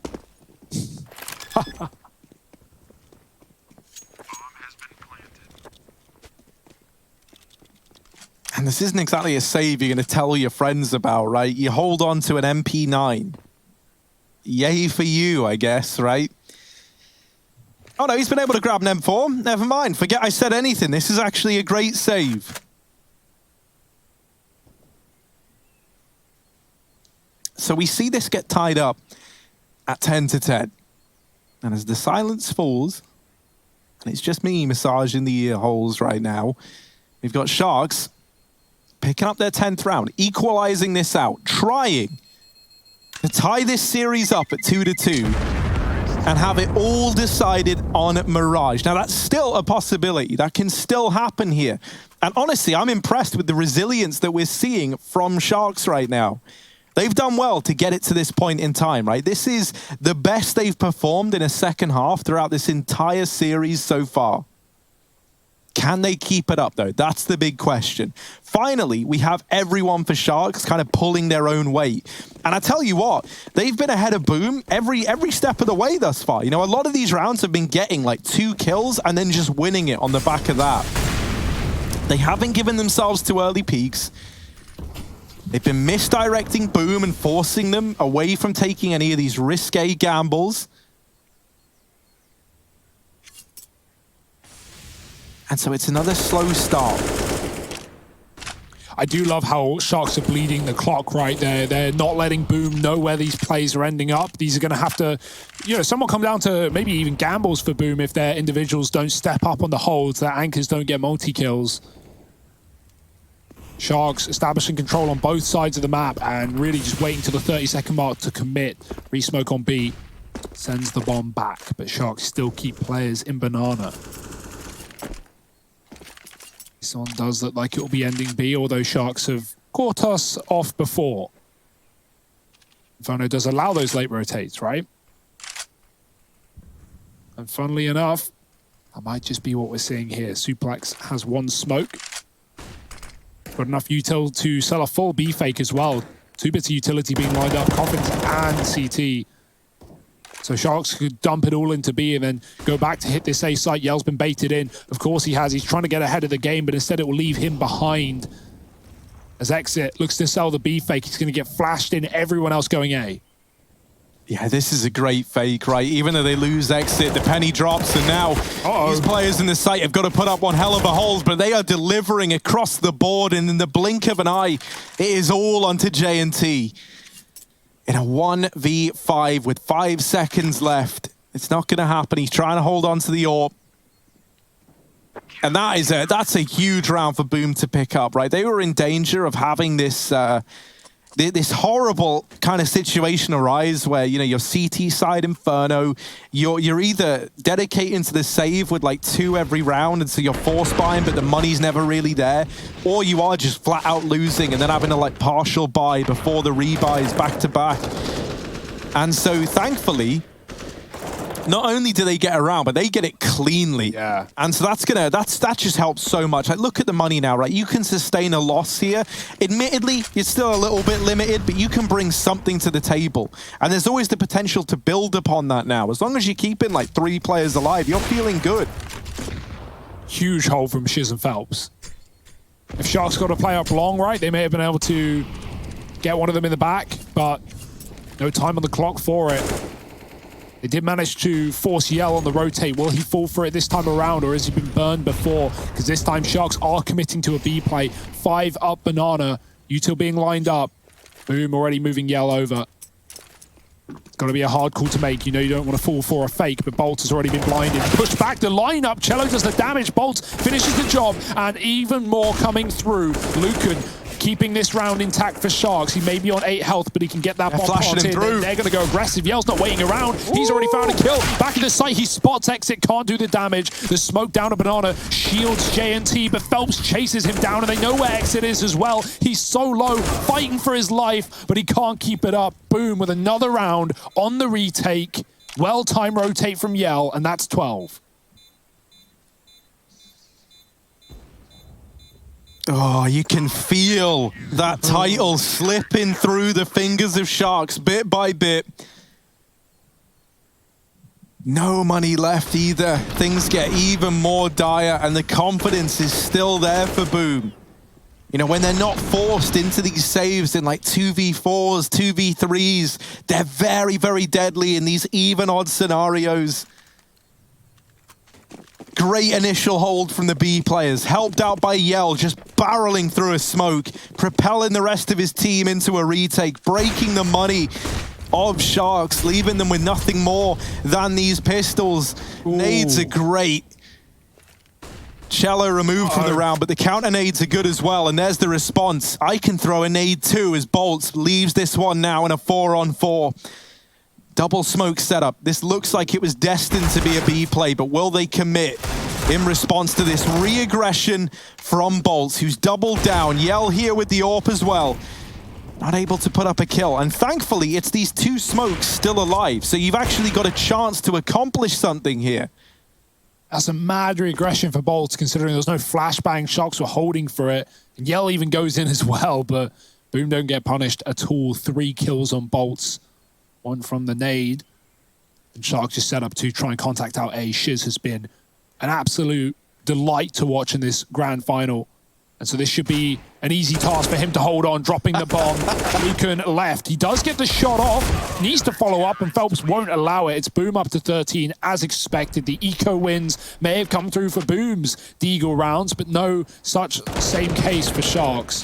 Back in with guns with one of their final opportunities in this grand final. What a long, arduous road here for Sharks should they want to bring it back.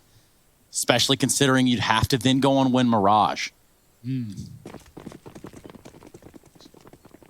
Yeah, this might be one of the last chances. The last dance almost for Sharks. Oh my. Run boost for Yell. Down through mid, but the flash is good. And up through alt mid, Sharks comes swimming up into the top. They barrel through this. We've seen this from Leo before. He's almost dead, and the nade wipes him out.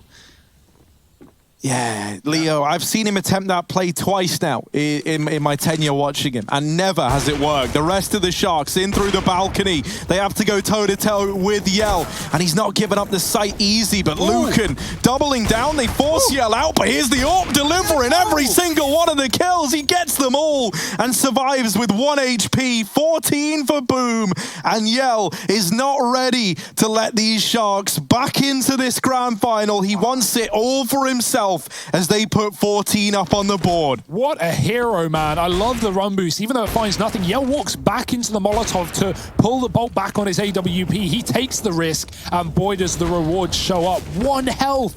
Look at this. He goes back in. He doesn't even care, and it still works. 14 to 10.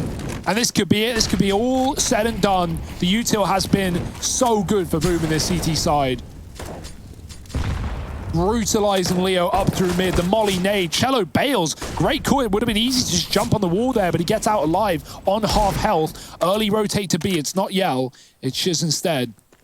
Leaving the pit open. Luckily, Sharks are not in the apartments. Only 1 man hanging around alt mid. That's Leo. Shiz going to set up an aggro flash. They're going to peek the top of B. This could be excellent. Lucan's got the 1 gun, and he makes it work. 2 entries for Lucan. 1 player left. They know he's here. No question about it. They just heard the flash go off, and Shiz is so blind. They chase him down, and Lucan has saved Sharks right back. 3 kills. The deep CT smoke. Boom. The best case scenario is a save here, and they know it. They might not want to admit it. Phelps might not even get away with his gun, but he does for now.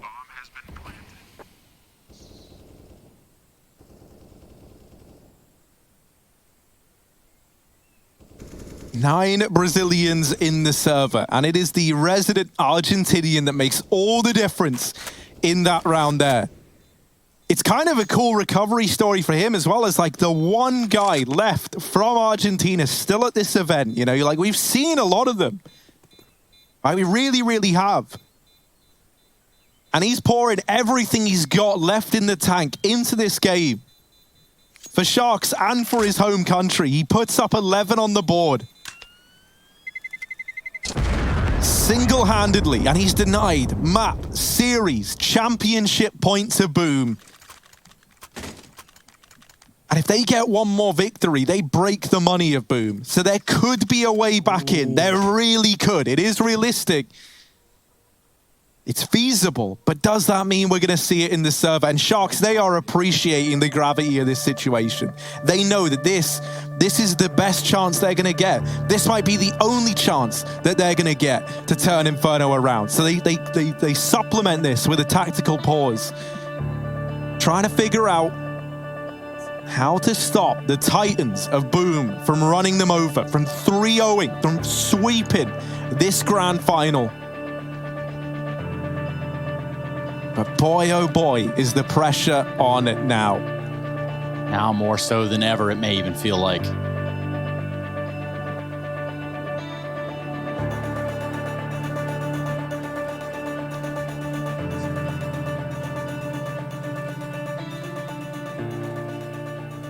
Boom have been trying to read these plays, trying to get ahead of the action, trying to pre-rotate, and even when they get the right call, Sharks triple entry into the B site. Are they going back to it? Heavy nades up Banana. Anyone at the corner would have been removed from the round already. But Boom play it a little more passive. They re-aggress after the fact. Dunk a couple of their own. Third rotate for Yell. And he could go for the wallbang here. Holding for the jump or the boost. The flash is up and Suplex is through. Yell gives it away. Oh, he's just so hungry. It might punish him. He's going to get caught. The trade, not even a trade. Cello saves his life. 5 HP for Yell, and that re-aggression has kept Boom a man up.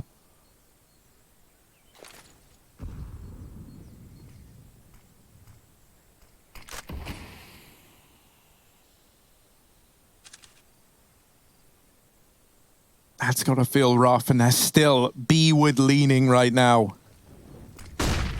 3 players here to try and put a stop to it for Boom, and Yell in with another, considering he's just 5 HP. Here's the smoke push, and there's a lot of damage. Lucan, he did it once, but can he do it again? This time, it needs to be an ace from Lucan. Already in CT is Phelps. Lucan does get by with the bomb intact, is able to get it planted, and now sets up for the 1v2 of his career. Flash goes high, he dodges it onto the AWP, and he's looking for a fight that Phelps is giving over. Meanwhile, down here at Banana, Shuz moving in for the kill.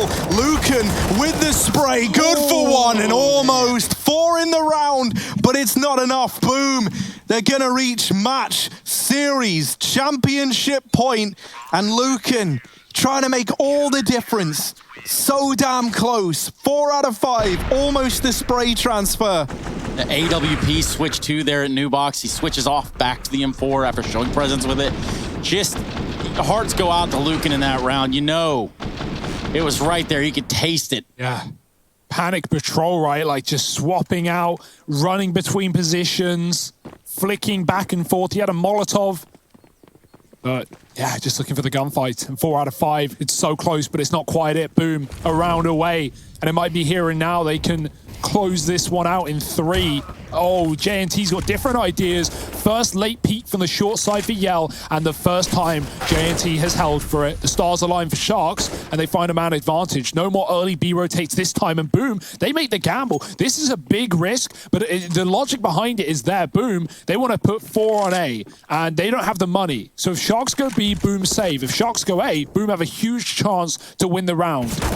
Is it worthwhile? Bolts gets one, he backs out. Phelps gets spotted with the AWP and hits a shot, but Leo gets out alive, and the bomb heads B. This could be the round locked in for Sharks, unless Boom are tempted in by the 4-on-4. Oh, if they get Leo. No. If Leo falls here, then they're going to attempt in. Oh, no, he does. This was a round that Boom were poising to save in, and now a 3-on-3. They're tempted by the retake, but their economy is on the line. Going for this could make or break it for Boom. And they do look like they want to move in. Cello lining up this smoke, going to try and cut off the coffins with it, and that will put Exit out of the round and force him into a fight with Shuz. There's one for JNT, and that might be the call to save here, but no, Phelps is running in. Phelps has tapped the bomb, baiting a peek out and doesn't check the new box. Down he goes, and Shuz has to run away. It's 12 on the board for Sharks. JNT and Suplex both delivering to get them here. Wow. They need 3 in a row, but that's not for a victory. That's not for a final map. That is for an overtime here on Inferno. Starting the clock back on again. And giving Boom the money that they so desperately desire. They don't have it here, they won't have it later. They've got to eco 1. This kill as well, that put things back into a 3-on-3. That put the favor back in Sharks as a bomb was planted for them. Phelps, you see the player peek out, but 4x3, looking at his crosshair, whatever be the reason, he doesn't catch Suplex. And JNT starts it all with the AWP pick as well onto Yell, who just wanted to close the entire tournament. Boom, they can't afford to get too big for their boots right now. This one is not done. Forcing in round the gun. They've got the smokes to play delay, but can they hold off Sharks forever? Sharks have been absolutely fine in taking their time up towards this B-bomb site. Aids for Boom late. Do nothing. Sharks again patient. Look at the default. They're so spread right now.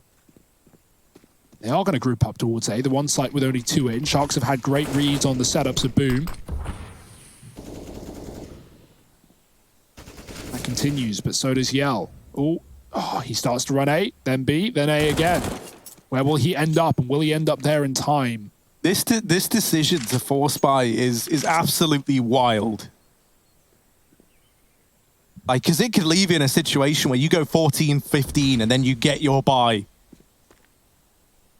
Yeah, that's the plan, right? The buy in the next round, if they fully could this, the buy in the next round would have been, you know, not everything, not the orb, not the full util. So they'd rather one final shot, one final chance at everything in their pocket. That will come in 30. That's if they don't close it out now.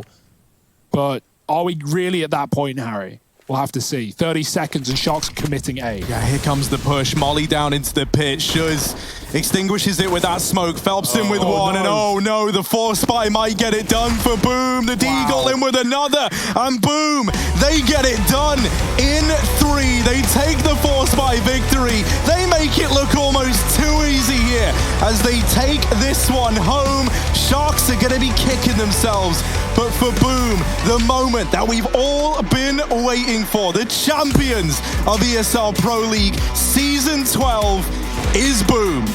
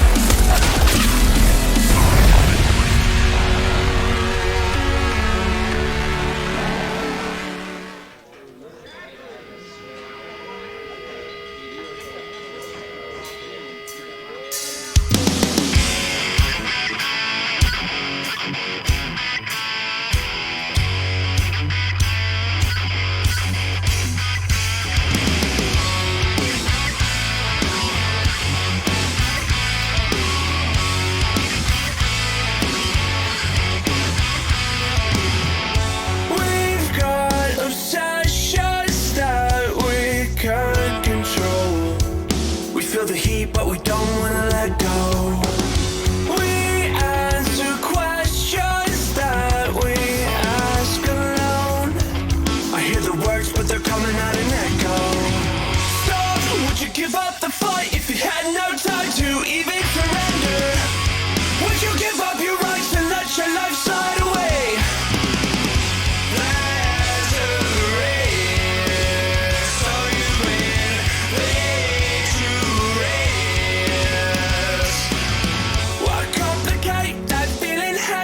Suffocates at the bottom. Don't take the bait, just walk away. Resuscitate your nirvana.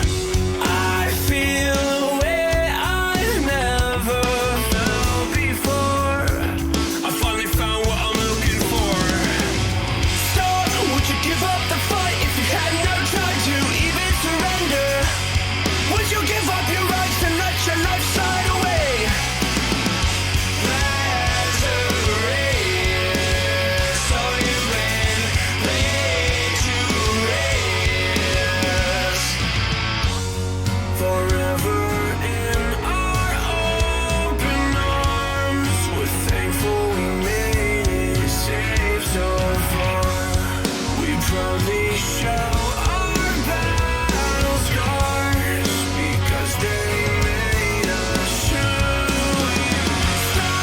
Give up the fight if you had no time to even surrender?